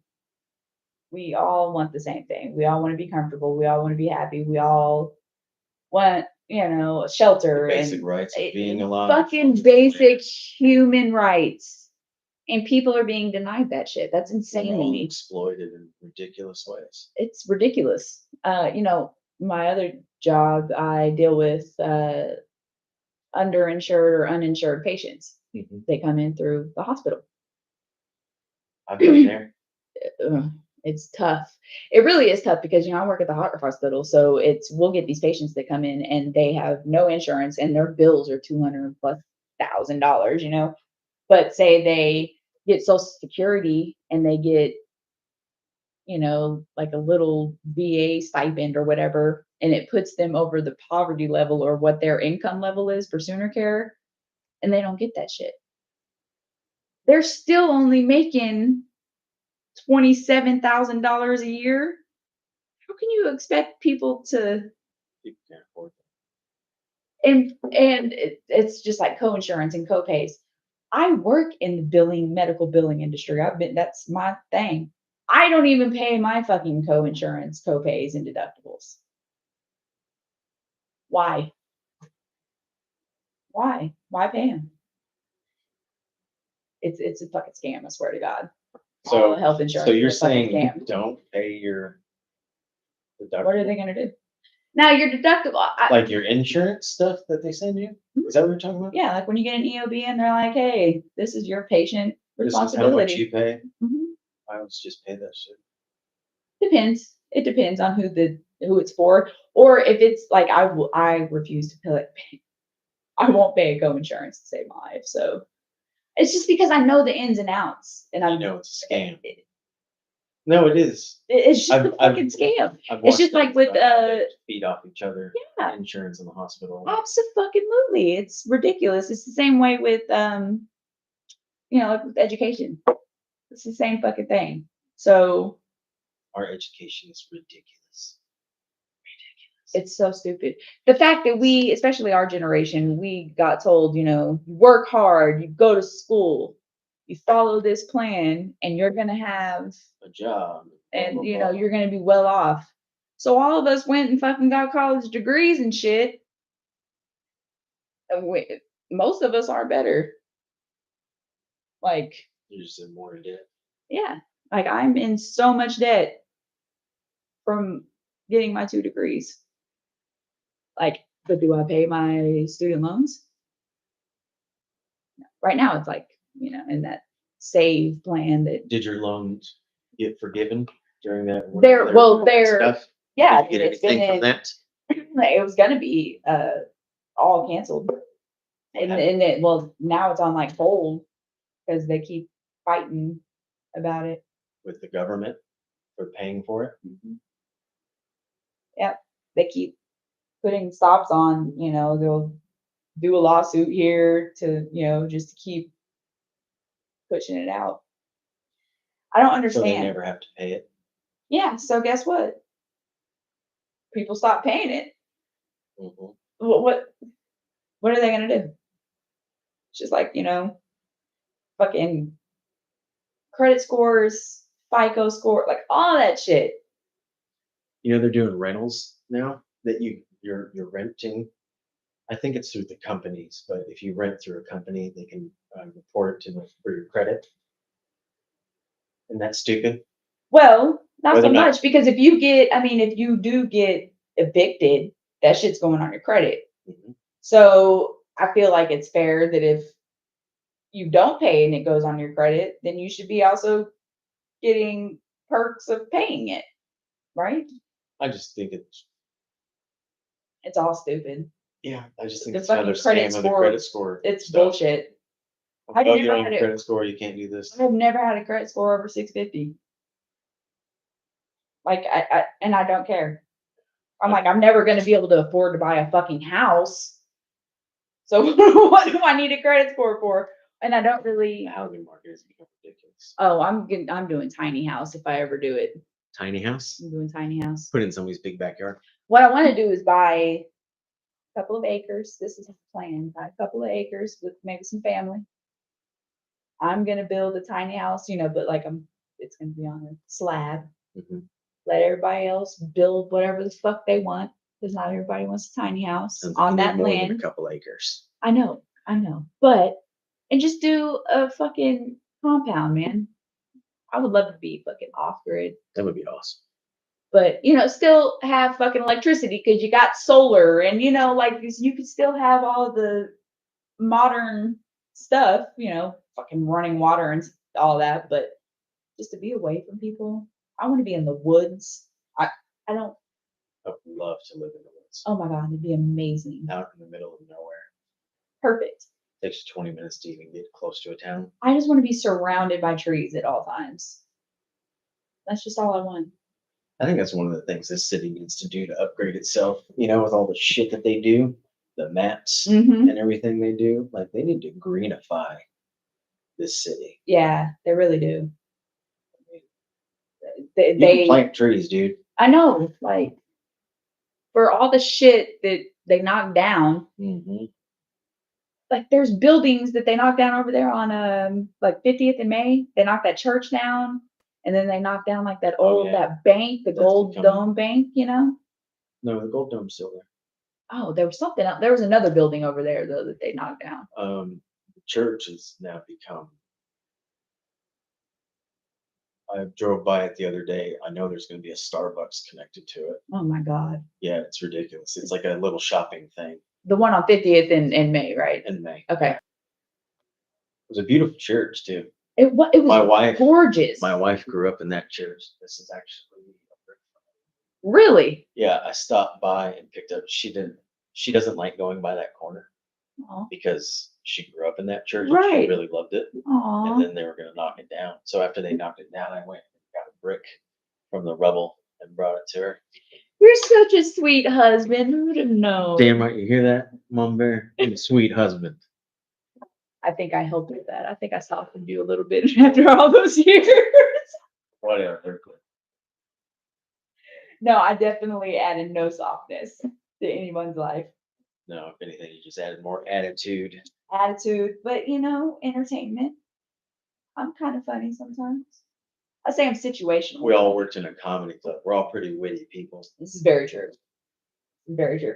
The amount of times I've been told, "Hey, you need to do stand up," that and start a podcast, and I'm like, for one, just because I worked at a fucking comedy club, like people are like, "Why don't you ever get on stage?" Because I'm not funny, not on purpose. That's what I always say is Larry's the funniest person that was ever in that building. Oh, absolutely. Larry was the funniest. And he never meant to be. Yeah, he was Like, just Larry. That was Larry. That was his wit. Yeah, like Larry wouldn't be able to. Well, he would be able to go on stage and carry it, but he wouldn't be able to go on stage and do a set of the same set. Like he would just be able to go out there and like do crowd work or something and be amazing at it. And that's probably what I would do, like having conversations and stuff. I'm funny, but you're not gonna get me to sell a fucking whole. Stand up is hard. It's so hard. It's hard. It's hard to stand in front of people and try to make them laugh. So hard. There's no way. Yeah. No. The first time I did it, I did 2.5. Were you there when I first started? No, you weren't. Mm-mm. You weren't there yet. First time I did it, I did 2.5 minutes, and it was the longest 2.5 minutes of my life. It felt like forever. Scary. It takes a lot to do. Like I'm proud of anybody that starts into stand up, and then hell, even if you're just hosting at your local comedy club, Yeah. like that's fucking incredible. And I've seen some really fucking terrible hosts over the years. We've seen some really fucking bad comics. Working there, you just saw so much comedy. It's just all the different types. And what was that dude's name that did the puppets? And he had like it was Queen at the end. And Michael Mack. yes, Michael Mack. so fun. Like I've never seen anything like that since then. Yeah. Like it's just. He's ruined songs for me. Oh yeah. I cannot hear those songs and not see what he does. Like the Whitney Houston song. Oh yeah, no. I cannot see him dumping her face in that cocaine. I see it every time I hear that song now. I see it in my head. There was someone that made a joke one time, and it was a black dude, and he was like a substitute teacher, I guess. And he was talking about how he was calling out the names of the kids in his class, and there were all these fucked up names. And then this kid comes up, and his name is like Lotion Jurgens, and the kid is like, it's LaShawn. No, it's Lotion. He's like, no, your parents don't know how to spell, bro. It's lotion. No, I don't remember who that was. He was yeah. But that is one of my I favorite. can't think of his name. I know exactly who you're talking about. I don't know why, but that is stuck with me throughout. It just always makes me think LaShawn. Great. Oh, there's been some good times. All right, we're getting towards the end, so I'm going to end it like I end every podcast. Okay. What is something that you've learned Today? No, meaning in life in general. What is something that you've learned that you can share with people that might be good advice? Take your mental health so serious. Expand on it a little bit. What do you mean? If you feel like something is wrong, you know your body, you know your brain, and advocate for yourself. Fight, because if you don't fight for yourself, especially when it comes to mental health and mental illness, no one's gonna fight for you. Like you're gonna have to jump several hoops just to get the help you need. But getting the diagnosis, if you're going through what I went through, getting that diagnosis doesn't change anything, but it helps you evolve and it helps you learn. So take it seriously. Don't put it on the back burner. And, especially if you're a man, you get to have feelings and you get to cry and you get to love and all of it. Like, take it serious because it's so important. Like, keeping this in check changes your life. Because I'm not very far from where I was monetarily, but as a person, since I've gotten all my diagnoses and stuff, like I've grown. What kind of diagnosis? Um, Talking about the ADD. Yeah, well, I have ADHD, ADHD. bipolar 2, depression, and anxiety. So, and I have an autoimmune disease, and so you got chronic shit going on with that, and there's a lot Do you going do on. physical activity? Like, do you exercise? I haven't recently. I was getting really into it, but remember when we were talking about getting those habits? Yeah, forming habits doesn't work for me. They'll last for a while, and then I'll lose the novelty of them. So I try to stay, trying to do something. When I'm at home, I'm constantly cleaning because my body's like, you need to do something. Mm-hmm. But exercise it doesn't give me the dopamine. Let's go for walks. I do that when I'm at work, like 'cause especially like Walk around this the time. family kind of thing. Summertime is when I get depressed. Like, the seasonal depression. That's a little different than most people. Absolutely. Most people, it's during the winter time. I'm definitely seasonally depressed, and it is summer. Summer comes, and that's when I go manic. That's when I have the most manic episodes, is during the summer, because I'm not able to do things that I want to do because I don't do heat. I can't be in heat. So yeah, I just get super depressed. I don't want to be in the heat. I don't want to get hot because it'll make me pass out. But give me this time of year, I want to be outside. Fall is amazing. It's so great. I just want to be outside, walking around. Sorry, I didn't mean to distract you from your point. Your point was that take care of your mental health. It's the most important thing. It's important. It stems. That's the stem of everything, is taking care of your mental health. If you don't do that, you can take your, exercise and all of that and hope for the best body. But if your brain is still fucked up, nothing's going to change for you. That's what belief in myself is one of the things that I found over the past 5 years of quitting the drinking and everything. Right. Also, you don't have to love yourself in order to be loved. Everyone deserves to be loved, regardless. You don't have to earn people to love you. What do you mean? Like, I mean, everybody kind of earns love. Like, you earn it See, through. I don't know if this is the emotional connection. neurodivergence in me, but see, when I meet people, initially it's love. It's not like I'm in love with you, but you get trust for me. You get all of that up front for me, and then you lose it. You don't have to earn that. Okay. That's what you get for being a human. I don't know you when I first meet you. I can take all those assumptions and turn them into something else because my brain does that anyways. I'm going to make assumptions about everything.